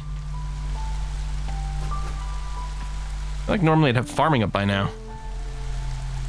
Prepper camp for meat. Do we have meat on the map? Oh yeah, over here. Okay, let's do that. And, oh, you're out of deposits. But there's some apples up here. There we go. Yeah, whew. I've never actually run into food shortages. I don't like it.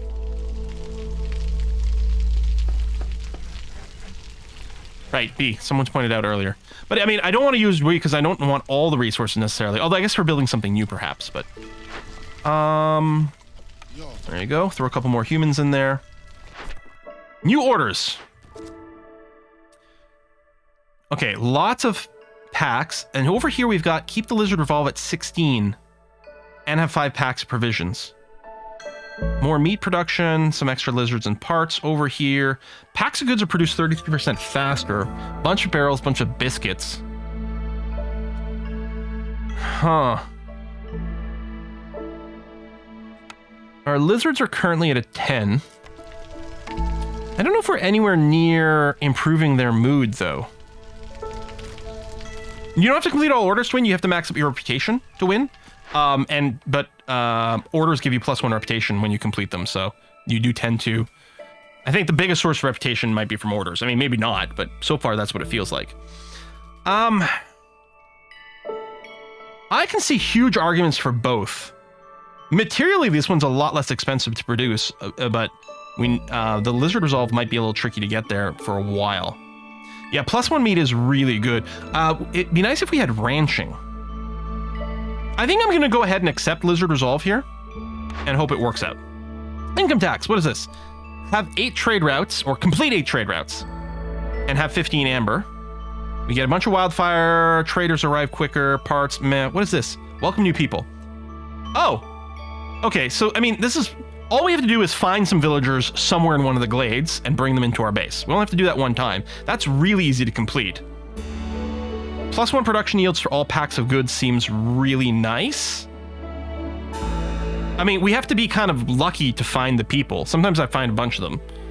I think we're gonna do this. Oh yeah, I gotta remember the favor. I did use that in the other one to do that. Yeah, I can hit this button to get an immediate +5. So if we get up to 11 with the lizards, I can hit this button to finish that quest. Adoy. Although we also need the packs of provisions. Which, okay, now that the beaver houses are up, we are finally, after the 17th time of starting it, we're gonna go and put down a provisioner over here. Boop, boop, boo.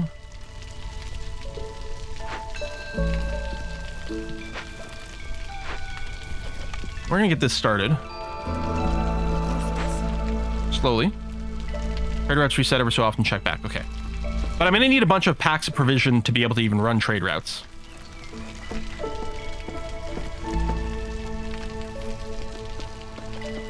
Food is going down. Man, I guess I should have traded for more.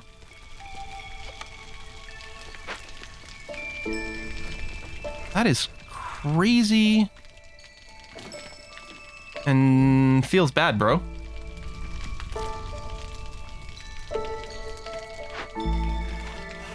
All right, let's pop some glades. I'm gonna do that. I think I'm gonna do... Actually, if I go this way, we can open up maybe a spot for another hearth. Ooh, that's a forbidden one. Very dangerous. Lots of resources. I might not do that one right away. Woodcutter's camp. Move over here. And yeah, we're just gonna leave them on avoid glades, except when marked, and that'll be pretty okay. Field kitchen can make jerky. That's something I have right now? No. I do not currently have the ability to build a field kitchen.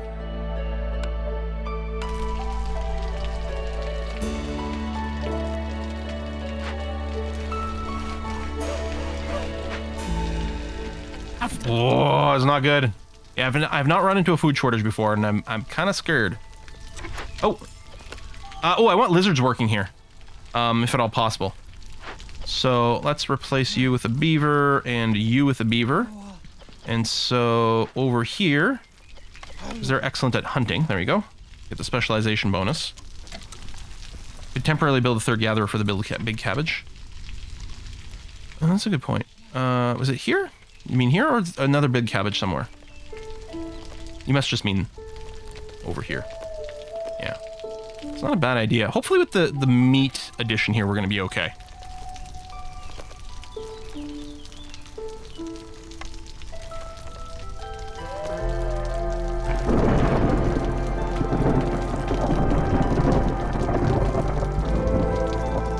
And yeah, if we can unlock a herbalist camp, that might be nice too. And swap the workers in the alt screen. At least we can click on the race icons.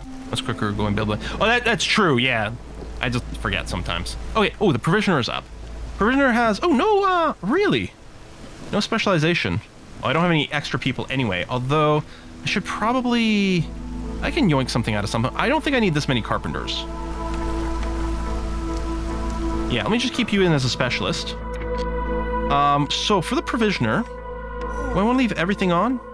I mean, yeah, I mean, if you can make flour, well, the grain you can't eat, so you've got to turn into flour, then turn into something else. The shrooms and the roots we can eat as is, so I may not want to go and do those, even if I had them, which I don't. For barrels, I might just turn off the barrel job for now, because we actually have no need for them. Packs of provisions. So we don't eat herbs, anyway. So yeah, I might, right now with food shortages, I might just want to leave it here, but I guess we're not going to be making provisions. I'll put a limit.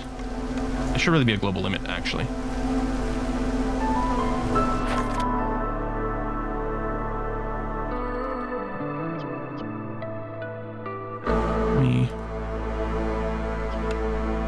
Can I not toggle you here? Oh, maybe because you're not making them at all? There we go. So ultimately, we're going to need 5 to complete the quest. Well, we need 2 for one quest and 5 for the other, so we can set a limit of 5 for those.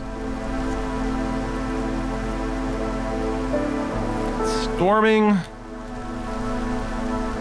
Okay, food supplies are finally going up, so that's at least something. New cornerstone. Woodcutter's prayer. If you want to take, you must first give. +1 food production. Lose all stored fuel upon picking this cornerstone. No? Maybe? No, probably not. If we had educated workers, this would increase global production speed, would be great. Oh, we got family gratitude again, which I don't care about. Yeah, this would be really good as a first milestone. This would reset. I mean, we'd only be losing. We'd literally only be losing the wood, 400 wood, which would accumulate again pretty quickly.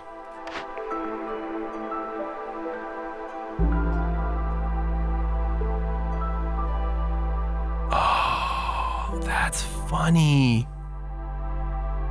Makes sense. So you can't cheat the system. If I unpause, this option goes away. That's funny. If there was a trader here, I could potentially quickly sell wood, but there isn't one. God damn, this game thinks of everything. I could trade it potentially if I had a trader, but I don't, so I can't. I guess I'll take... I'm really disappointed with our cornerstones this time. It feels like we're not hitting a lot of helpful stuff. I'm gonna go for the work safety guide. If we can get education going, at least we will get global production speed. So I guess we have to get like scrolls in a school or something? I don't know. Where's all the ones that give me like a bunch of free resources? Like with no effort. That would be nice. See, now the trader is here. But a little late for that, buddy. I'm just saying. So again, I can keep dumping the resin. This guy doesn't even buy wood, so even if they had been here. Oh, and he doesn't buy the Bernie stones. Dang it, I really should have sold it on the last batch. So I think these packs might sell for slightly better than the base material, but I want to keep them to complete the quest right now anyway. Okay, food is going back up. I am tempted to get a couple more tools. Yeah, trade for 2 tools, yeah.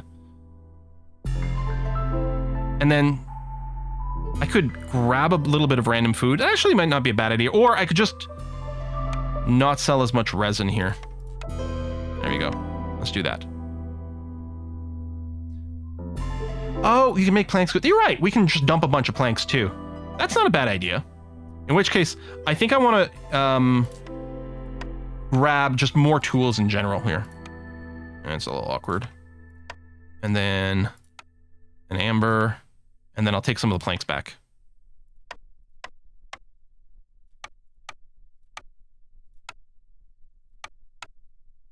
Okay. Okay. Unless I don't take the amber at all. And maybe I can get an extra tool? Is that going to work out? No, not really. F it. Good enough. Moving on. Okay, so now I can pop this.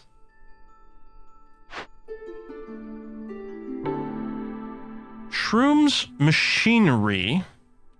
So I don't know what machinery is for. Sacks of flour, which we can't use immediately. And the provisioner can actually make flour for us to get the base stuff. I'm actually thinking of sending it to the Citadel. For the amber. Some buildings, machinery to build. Machines is a meta resource. Machinery upgrade. And more for like rain punk. Machinery Citadel upgrades rather than a specific town. Okay. I think I'm going to send it to the Citadel. I guess I'm going to need some workers, huh?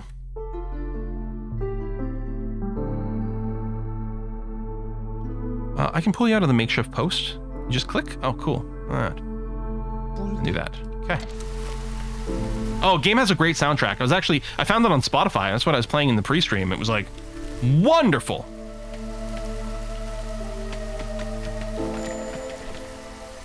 All right, scouts are idle. Oh, because I didn't actually set investigate. There we go.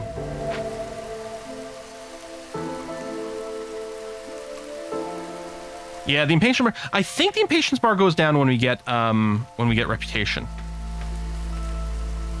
Now, high impatience, I think, does offset hostility. There's some pros and cons there. Oh, newcomers, thank you. I don't know if there's anything specific I need race-wise.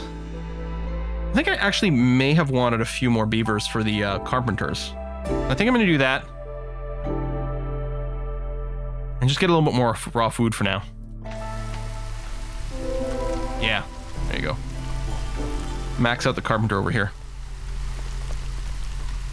Hostility is not the loss condition, although it certainly makes the game a lot harder. The loss condition is impatience. I don't have the most beavers already, but I really, wanted more. That's okay. Yeah, we still need the lizards to get up to 11 happiness so that we can go and give them preferential treatment. Oh, there we go. Welcome new people. This is exactly what we needed to complete this little quest. So to welcome people, there we go. We got lots of veg, so we can do that.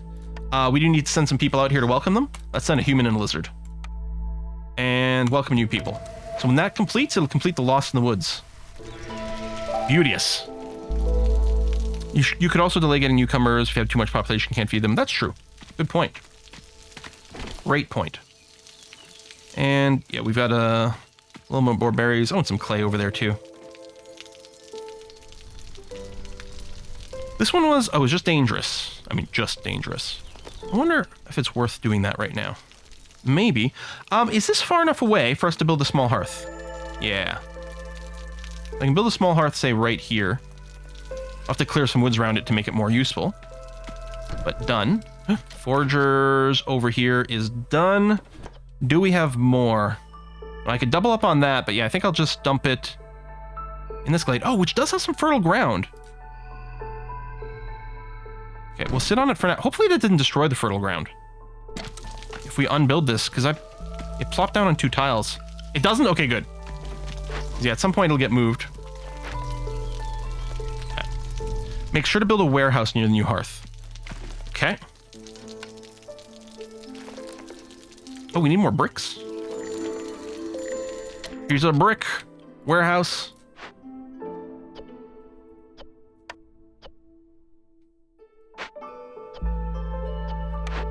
This herbalist camp needs to be moved. Let's grab these shrooms here finally. And we got a trader. And this is the trader that does want the wildfire essence. I'm wondering about selling all of it right now. I've never had to build a hearth before, and we've just built another one. Theoretically, we'll get some more rewards. It's worth quite a bit. Buildings have their storage capacity increased, or, oh, we can get reinforced needles. I actually have enough amber for the reinforced needles right away. Also, pocket knives, handy tools for cutting stems and leaves. Gain 4 plant fiber for every 12 vegetables produced. That sounds awesome. You know what a hearth is? What's a hearth? Hearth is like a fire, house fire. Hearth and home? Home is where the hearth is? Okay, maybe not, but yeah, basically a fireplace. I think it's hard to argue against this in general. I mean, and that's just the amber here. I don't think I need to save it. I kind of want the reinforced needle too, which we might be able to get here.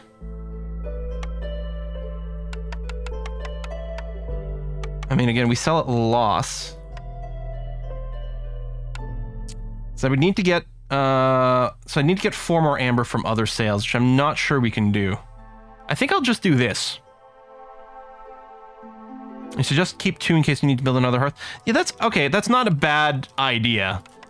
Always keep 2 around, maybe just in case. It's fairly legit. Oh yeah, this one buys wood.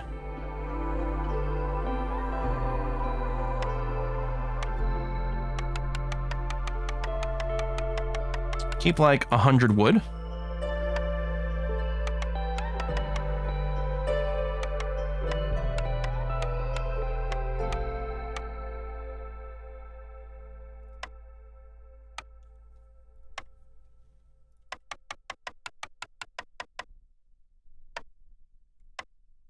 And that'll give me 24 amber, which means I can pick up the reinforced needles. Bam. Okay. I'm gonna call that good enough. Yeah, I'm very pleased with that.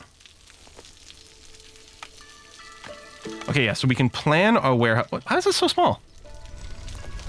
I guess, oh, this was main warehouse versus warehouse. Stores large amounts of goods, protects them from the rain. Workers always deliver and take goods from the warehouse nearest to them. So if we put it somewhere like maybe slightly in between, like here. I mean, these buildings are going to go at some point, but... Seems good? I don't know. Yeah, some cranky people in the storm here right now.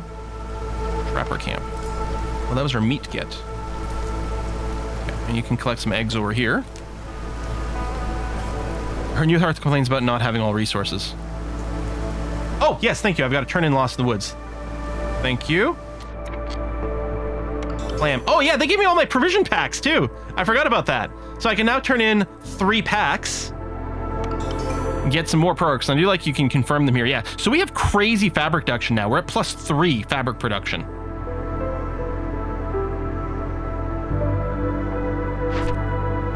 Oh, quest. Okay, I think the red packs here, these are like more intense quests. Lizard majority. Have 16 lizards. Trade and luxury is to have 15 trade packs and 12 luxury good packs. We're at 10 lizards. I don't know if there's anything we can do to force lizards to show up. Reward is food, nets for meat production, amber. We get even more amber, pies, tools over here. All right, my lizard's unhappy. We should click a button, or we'll do something to manage the hostility here. I mean, I could just make sure we're accepting maximum number of lizards every time there's a set of visitors. Maybe I will do that. Hopefully the nets will pay off. We'll see. Objective. See, ancient tablets have 3 of them, and I currently have 1. I don't think there's any way to force that other than hope we get lucky in the glades, or maybe some of the events that will give us, some of the other orders might reward us with ancient tablets. And over here, it's 20 more luxury goods, which I don't know if we can actually build, but jerky production, I mean, that is going to be insane. I think I'm going to do the lost knowledge here and hope we just get tablets. It's a bit YOLO, cross our fingers. Yeah, dangerous glades tend to have them. So we'll do that, and it'll probably happen at some point. Okay, they're not set up enough to leave, but it's still not great.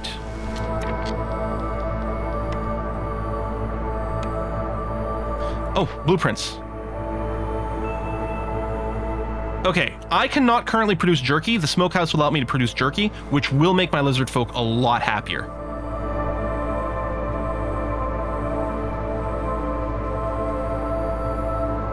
Yeah.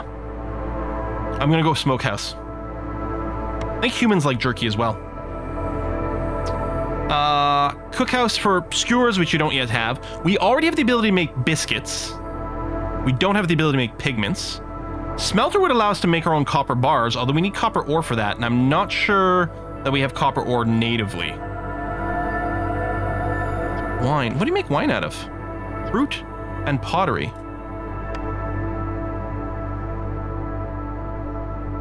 Kiln also produces jerky. Right, but not as efficiently. We could have made coal, though, I suppose. That might have been the right way to do it.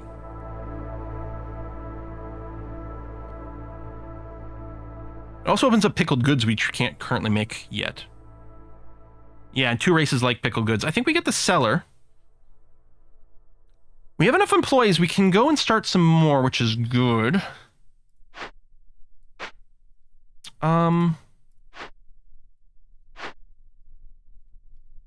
Let me move you to here. I'm going to be willing to pop our way into this dangerous glade.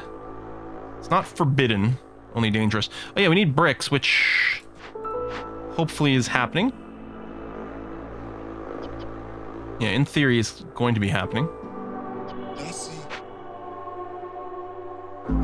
We have plenty of homelessness, including homeless beavers. Hang on, we gotta get some more beaver houses here.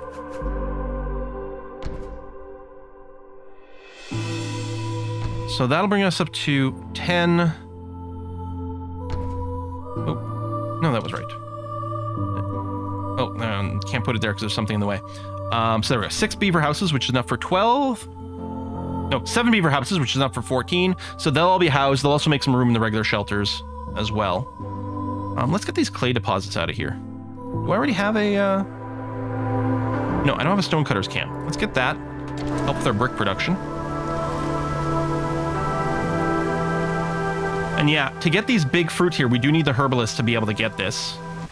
What I'm going to do... Okay, first of all, we've got a cornerstone. Royal Academy wants a detailed map of the region, and will supply anyone willing to help. Gain 20 reed and 20 clay for each discovered glade. I just popped a glade. It would have been nice to get that a little sooner. It's not bad, though.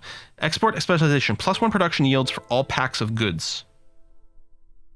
Make lots of packs and trade them. Or gain 2 amber for every 6 packs of trade goods produced. Shit. I like free stuff here.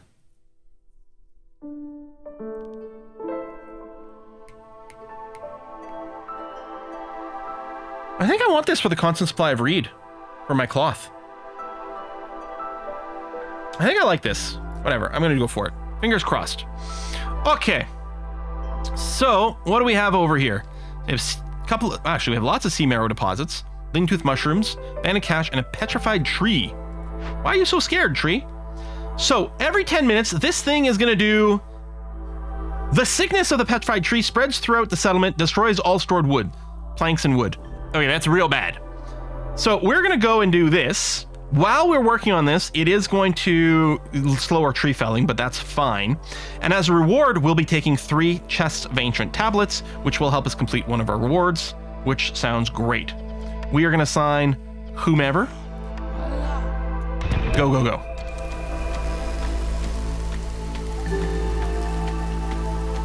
I need the herbalist camp to be working on that, yeah. when the stoneworkers camp is done over here, we can move it down here. Actually, fuel is going down. I might want to get a second stonecutters camp for this marrow. Probably okay. I don't know.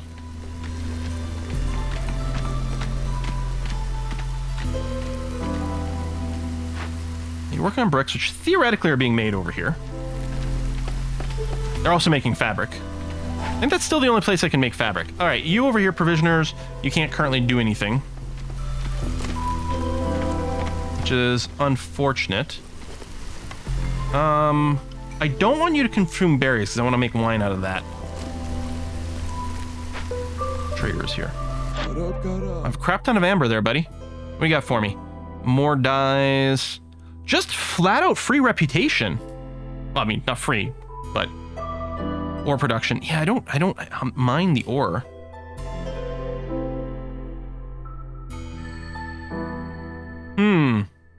I can just get 3 amber worth of stuff. I could buy a half a point of that. Oh yeah, our provision packs. First of all, yeah, because we do have an overkill of packs of provision because we got a bunch as a reward. That's true. So I should do trade routes instead. Skewers, I have 0. I do have some stone, which I'm not really using. Sura wants some vegetables. I still don't have a ton of food, so I'm not very comfortable doing that. Bricks and fabric. I actually have a lot of fabric. Oh, payment is 4 amber. So I can do more than one of these? Okay, the travel time goes up. I might want to save... Okay, if I do this, this leaves me 4 packs of provisions. I can make one more somewhere. Let's do this. Is trade route worth it? I don't know. I mean, presumably. It's going to cost me provisions and the material, but it does give a lot of amber. So this is going to be 4.6... 3.6... So 8.2 amber worth of resources in exchange for 12 amber. So yeah. Seems okay. Now, do I still want to do some trading here? I mean, here I get to, you know, get exact stuff. I don't get the amber instantly. It's got to finish the trip. Oh, it gives you friendship with towns as well. Oh, man. And some missions need them. Right, I guess we did see the level of stuff. I think I kind of want to buy some tools.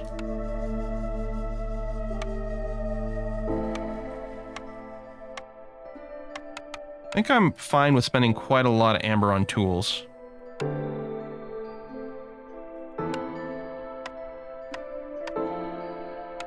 Try to end it near a whole amount.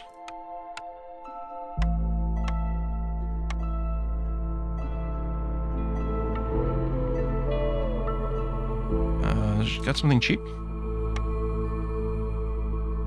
You know what? Let's throw in... Oh, yeah, I'm not sure about my wood. Oh, right, I forgot my resin.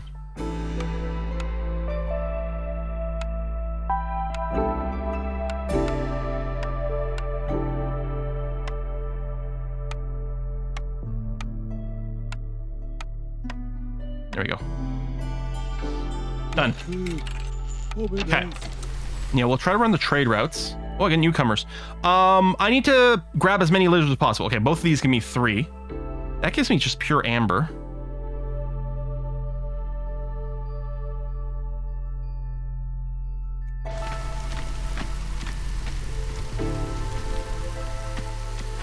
So there we go. This is done. We're just collecting our rewards now, which will let us complete this quest here.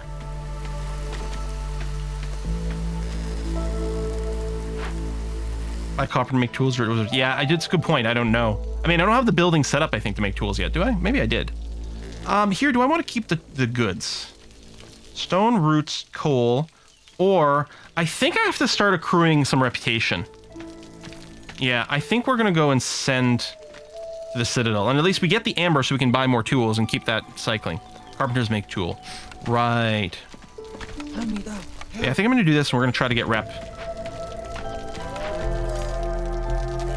Trapper's camp is done here. Ooh, I don't see any resource arrows. I don't think we have anything to trapper right now. All right, let me just go and empty the workers, and we'll see if we can move it somewhere else later on.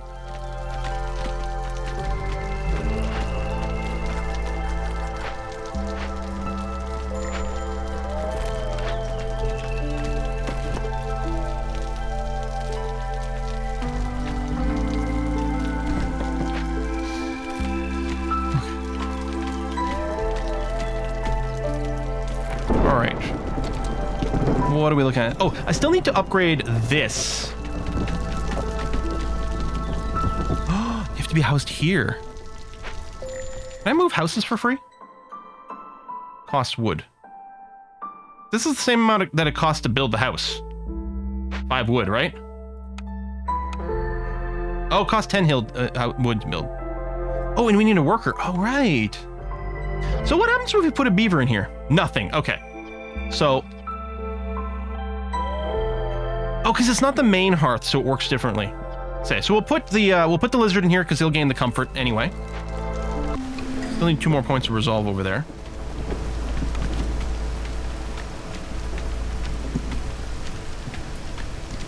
I think I had enough housing for 14 beavers.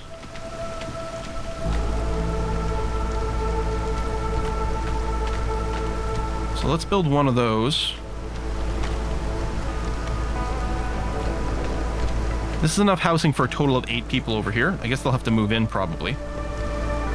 Let's get our smokehouse going. And maybe the cellar? Sure. Oh, it's tiny.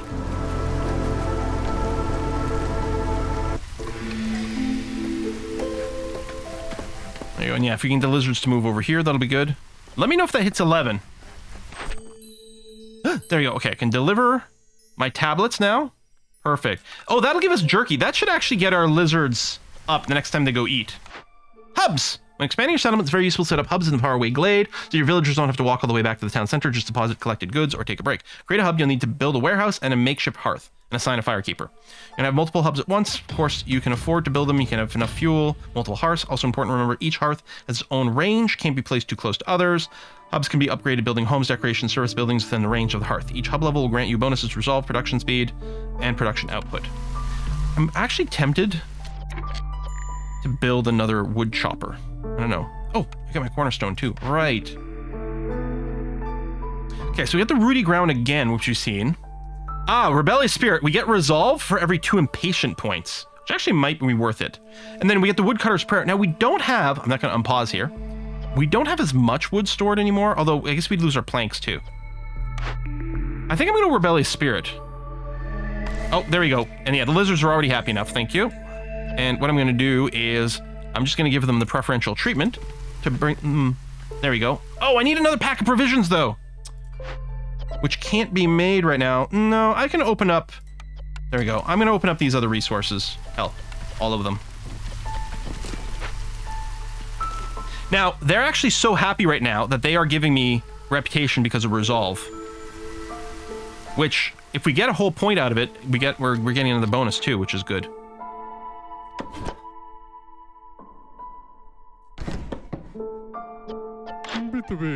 Hey, Zorg.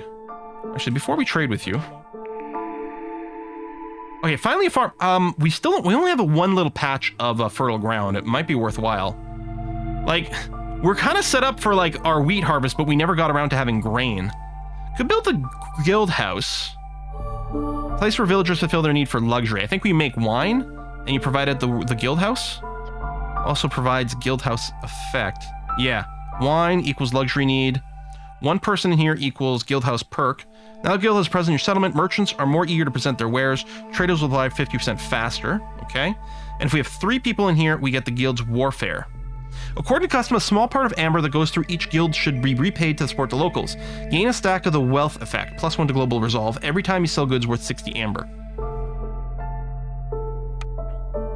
Guild house really good if you do a lot of trading. Yeah, we have the plus grain. I think we have to go small farm, actually.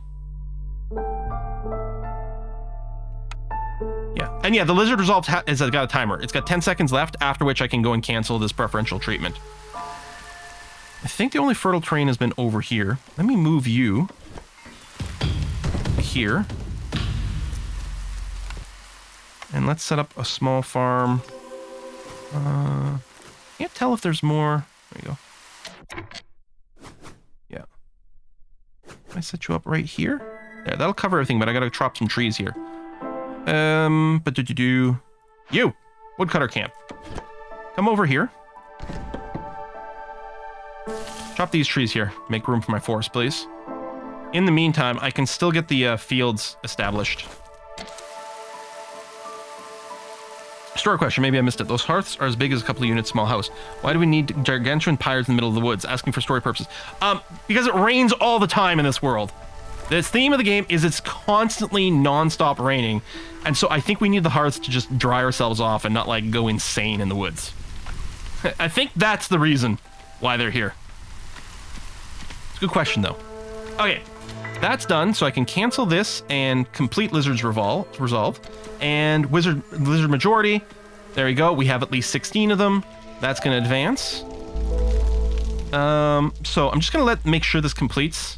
There you go, because we got some newcomers now. So I don't need more lizards. I don't have a lot of humans. I might want more humans, especially if I want to get some farming going on. There you go. This pack has got 2 humans in it and some bricks. Pacific Northwest. Yeah, I was going to say, this is Scotland, the game. So it doesn't rain all the time in Scotland. It basically rains every day. But, you know, only for a few minutes at a time.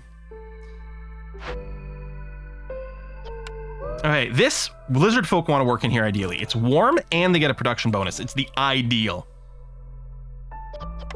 And yeah, you can jerky whatever we get. Jerky all the things is going to be fine. I don't know if we're going to make incense. And then over here, specialty bonus is brewing, which humans like to do. There you go. Yeah, mushroom wine is fine. I mean, plum helmet wine is definitely a thing. If we've got barrels or wine skins, you can go ahead and use those as well. Pickled goods, yeah, whatever we can fit pickles into, we will pickle. Pickled eggs, excellent. Oh, okay, so you make jerky as well, but only on a 1-star. So ideally we don't want it here because it's going to take longer and use more material. One way we can check on this to make sure we're running things in the most efficient place, if we go to a recipe panel and find something like jerky, we can see we have 1 3-star building and 1 1-star building for jerky. And then if we click on it and expand it like this, we can see the cellar is only 1 star, so I can disable it there. And you can compare the materials. We use less meat making jerky at the smokehouse. So it's kind of ideal. Yeah, biscuits we only get to 1 place. Everything else is 1 place. All right. Or just, oh, we have another blueprint too. Yeah, I guess you're going to double up on these veg. Just going to eliminate at some point, but...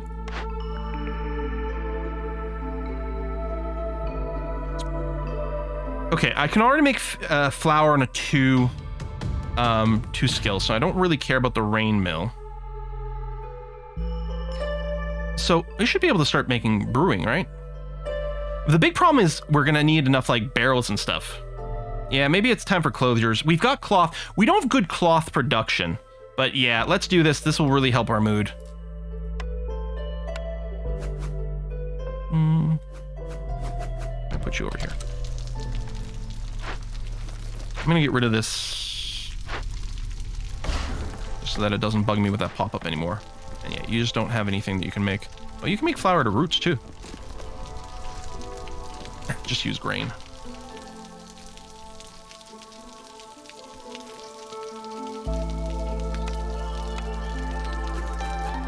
There we go. Farm's finally going to be set over here. So I don't really need to cut any more of these trees, I think.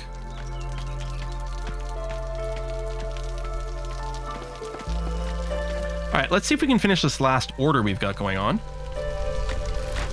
So we got the population. We need 4 decorations. So if I put down a park... Oh, yeah, it does count as 4. Put down a nice bed of flowers right over here. More fertile soil underneath the trees. Really? Oh, yeah. Hold on a sec. All right, you over here. Let's prioritize trimming this area just to see what we can get out of it. And yeah, we want humans here because it's a farming thing. Oh. Do we have any humans we can yoink out? This crude workstation. Let's go and...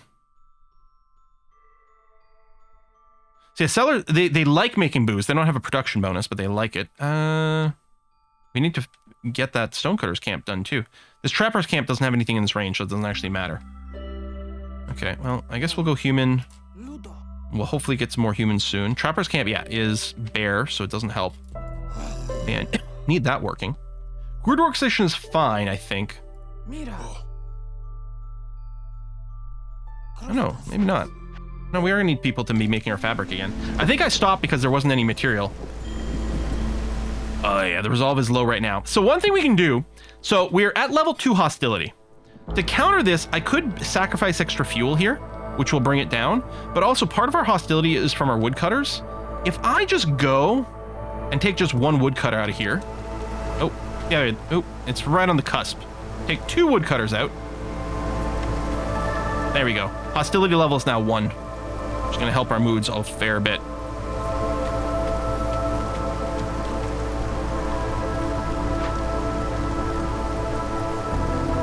So you're at your plank limit here. I guess I could be making the planks into more builders packs to just sell. I don't know. Yeah, I guess as long as the mood's over 1, people aren't gonna leave, but feeling better with a bit of a buffer. Encampments are done! Bam! +1 reputation, new blueprint. Okay, I'm gonna get the lizard houses. They actually have the lowest number for us to get the morale boosting effect, and we have a lot of lizards.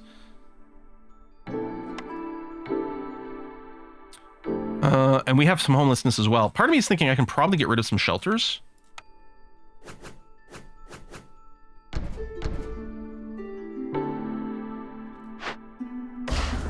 Hang on, is that? Oh, it does let me build the house out of range, but it probably doesn't work. I wonder if this counts. I guess there's only one way to find out. This is not fully covered by the radius, so I'm hoping that one counts. Let me trash a couple more of these generic houses. What I really need is the perk right now that gives us a +1 housing per room. No, I don't see any resource arrows. This harvester's camp. Alright, we'll just fire everyone. I gotta pop some more glades, I think. It's time. Especially if I can get a few more packs. 2 more packs, I might be able to get enough rewards, like reputation rewards. Okay, I'm gonna keep you there, Mr. Woodcutter Camp. Where's the other one? Over here? Yeah, you come over here. That's not quite gonna cover it. Come over here. Chop your way through there, please. Thanks. Cornerstone. Well-rested workers, just the right amount. Villagers with the leisure need fulfilled, which we don't have available right now. 20% chance of doubling their yields. That's amazing. Faster metal, generous gifts. Newcomers bring 40% more goods with them for every hub level gained. I would love well-rested workers, but I don't have leisure. So I'm gonna go with generous gifts right now. And yeah, thank you for reminding me about assigning my woodcutters again. Because yeah, we're probably fine with hostility. Oh, yeah, these 2 just ran out of good stuff. And we have nothing on the map right now, so I'm just gonna go ahead and fire these guys for now. And yeah, that's why I gotta pop some more glades, get some more resources. Yeah, chew through this quickly. Yeah, clearly I do need the herbalist camp. I mean, don't get me wrong, I'm happy I grabbed the forger's camp that time it was there, because we needed that too. But I do need a herbalist camp. There's a lot of things we could pick up with that. Newcomers. So you're bringing more stuff with you, including a bunch of grain that we could make into more flour and stuff. But I think what I want is I want to take the one that gives me some tools here. We do have... You're right, we're short on farms. This has got slightly more humans as well. Okay, let's do that. There you go, small farm. Now, is there a tooltip thingy like this for finding fertile ground? Does anyone know? Because I do find that a little bit cumbersome to try to detect.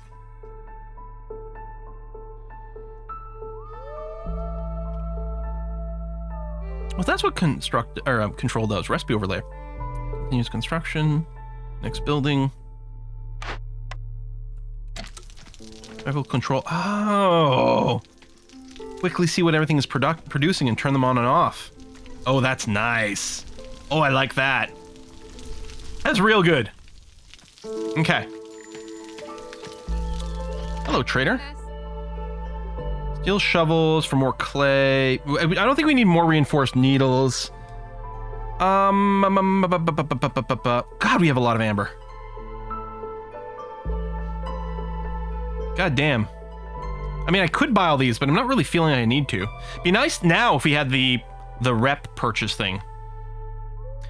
I'm wondering about just buying more foodstuffs.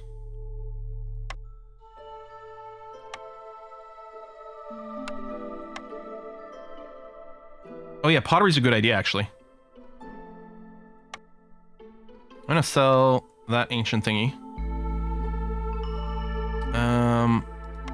Put back... Oh, well, not all the flour.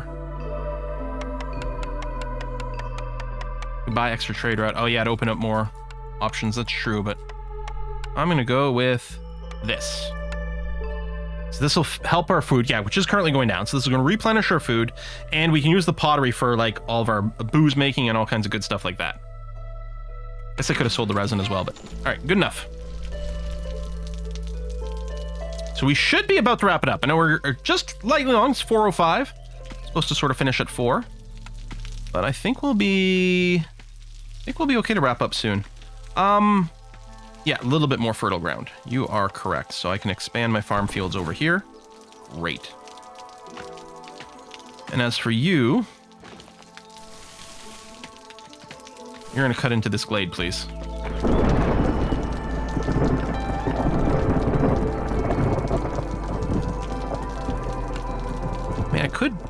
I mean, I guess I may as well. I don't think the others won't be happy.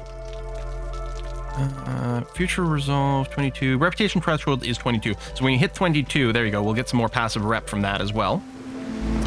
I think I can probably try the next higher difficulty next time. I'm really worried about the blight rot and corruption and everything. We'll see. Will we play the new Pharaoh? Yeah, I'm sure I will. I'm actually wondering about that might be what Saturday is. We might hold off on Dwarf Fortress one extra week. Stonecutters. Okay, I know you've got a lot to do because we've got all these frickin' bone deposits, which we can use for fuel. Oh, is Marbs here? Oh, I missed that. Hey, Marbs. Long time no see. Such a shame. Hey, there you are. Doing well indeed. Good. Nice to see you, man. Okay, so now we got the storm period, so our resolve is going down anyway. But that's okay. It'll bounce back after this. Yeah, we do have the hailstorm going on. Oh, which is going to kill some people potentially. I think I should drop the hostility down a level. Oh, yeah, see? Someone has died already. I wasn't quick enough to respond to it. Rather than cut down on our woodworking, I'm just going to sacrifice a little bit here to give us a bit of a shield to bring the hostility down a tick. Oh, Ava's also playing this game on our stream? Nice! Yeah, I may have had an extra code sitting around. Gain 1 villager every time you discover a new glade. Gain a lizard every 25 eggs produced. We don't really produce eggs. I think Lost and Wild is going to be the way to go here. We don't produce metal. Boop. Alright. Pop more glades, get more people. Yeah, we're still waiting for a glade to pop before we can move that.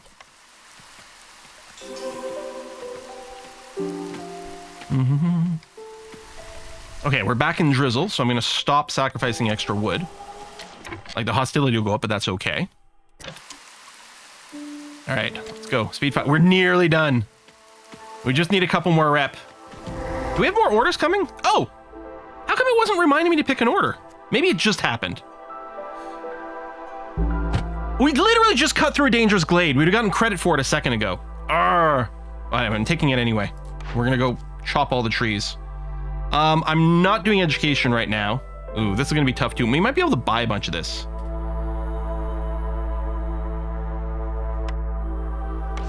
Dang it. Yeah, see, we just popped this glade.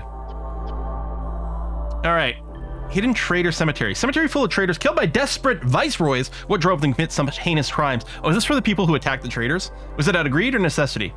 So we're going to want to resolve this right away, like everything else. Okay, it's going to use resin. Good news, we have lots of resin. While this is happening, some secrets are better left untold. Get 30 hostility every 60 seconds while we're working on this, which is rough, but it'll do. We're going to send the Citadel for a +1 rep. Go, go, go. And then if we can do these at the same time, yeah, we got plenty of this. So we're going to send the Citadel for 25 rep. Good. And I've got enough tools for this one as well. Send to Citadel. There we go. We're about to finish the game. There we go. This last glade is going to give us 2.5 rep because it's 1 rep from this and then 0.75 I think for both of those. Something like that. Yeah, we did pop this one, which is going to generate a threat shortly if we don't deal with it. We can just do it with bricks, apparently. Here, just whatever finishes first is fine. We actually get no penalty while this is working. What is it? Core machinery is unstable and could explode any time. Destroys everything in 10 field radius. See, that's just rude. Let's go and fix that. Oh yeah, now we're 1 and a bit off. I think we need 14. So we need 1.23, I think. Bar's going up really fast. Oh, yeah, when we did have the, we were gaining some from the high resolve. It just turned off now, but we were gaining some high resolve bits. See, we didn't get credit for opening this glade, which is annoying, because we'd just done it before that. We have to check our orders before we go exploring in the future. So we got credit for this one, because this would also give us a rep. So yeah, we're going to finish in, like, micro moments. There we go. And there we go! So we complete this, we get some XP. We also get food stock, but I don't know what determines how much food we get. I don't know what this is based on. It was 20-minute adventure. Oh, game finished before you're 12. And then, yeah, I got these deeds, which I can turn in for more XP. And you can keep going if you want. Oh, you see before starting to run, okay. But if I go back to the world map now... Yeah, we got my 3. Oh, we actually didn't name this village. I forget. You can name the village. What did it reveal here? Ancient battleground modifier. Land was once the place of a mystical battle. You start with 50 hostility points. But that's bad. I don't want that. I probably will avoid that then. But yeah, if we go to the Smoldering City, we can cash in our deeds. So win 3 games, we get some bonus XP. Hey, upgrade in level. Ooh. Is it unlocking new types of buildings? Now, I'm assuming these are not blueprints I start with. These are just because I've never seen these blueprints, so I assume they literally weren't an option before. A new trader? Exploration expeditions. You took some of the best explorers from the Smoldering City with you. Get a constant -5 penalty to global resolve, but plus 15 to global resolve for 5 minutes every time a new glade is discovered. Oh, it's a new cornerstone option. It's like unlocking new cards and relics in frickin' Slay the Spire. So that's a new cornerstone unlocked as well. Actually, the thing this game reminds me of the most is the board game Charterstone, which I definitely recommend as an excellent board game, good digital version as well. So more XP from completing orders, XP from trading a bunch of amber, XP from winning a game with 2 dangerous glade events still active. Oh, that's fun. I collect 10 reputation. Oh yeah, we're still working on that. And then yeah, I can afford more upgrades. I don't know what I'd get. So this would be more embarkation options, but then more importantly, vegetables, meat. We keep getting like small percentage upgrades for all of these, even if you don't care about the base amount. What does it need? Artifacts. I don't have artifacts. How do I get artifacts? Huh. Interesting. Oh, this is how I get my cornerstone rerolls. Cornerstone rerolls. All traders will have +1 cornerstone or blueprint for sale.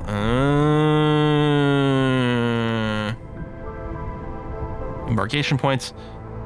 Oh, pay Amber to reroll blueprints. Might be a nice option. We got to get this first. You have 1 additional option to choose from when choosing a blueprint. I think I want this for more flexibility. And then I have exactly enough for one of these. For this 24, I can upgrade hubs to the neighborhood level. I think I will get this. You get artifacts and machines from building next to the hard tiles. Oh, do you? So hold on. If I go and say I'm going to settle here. Oh.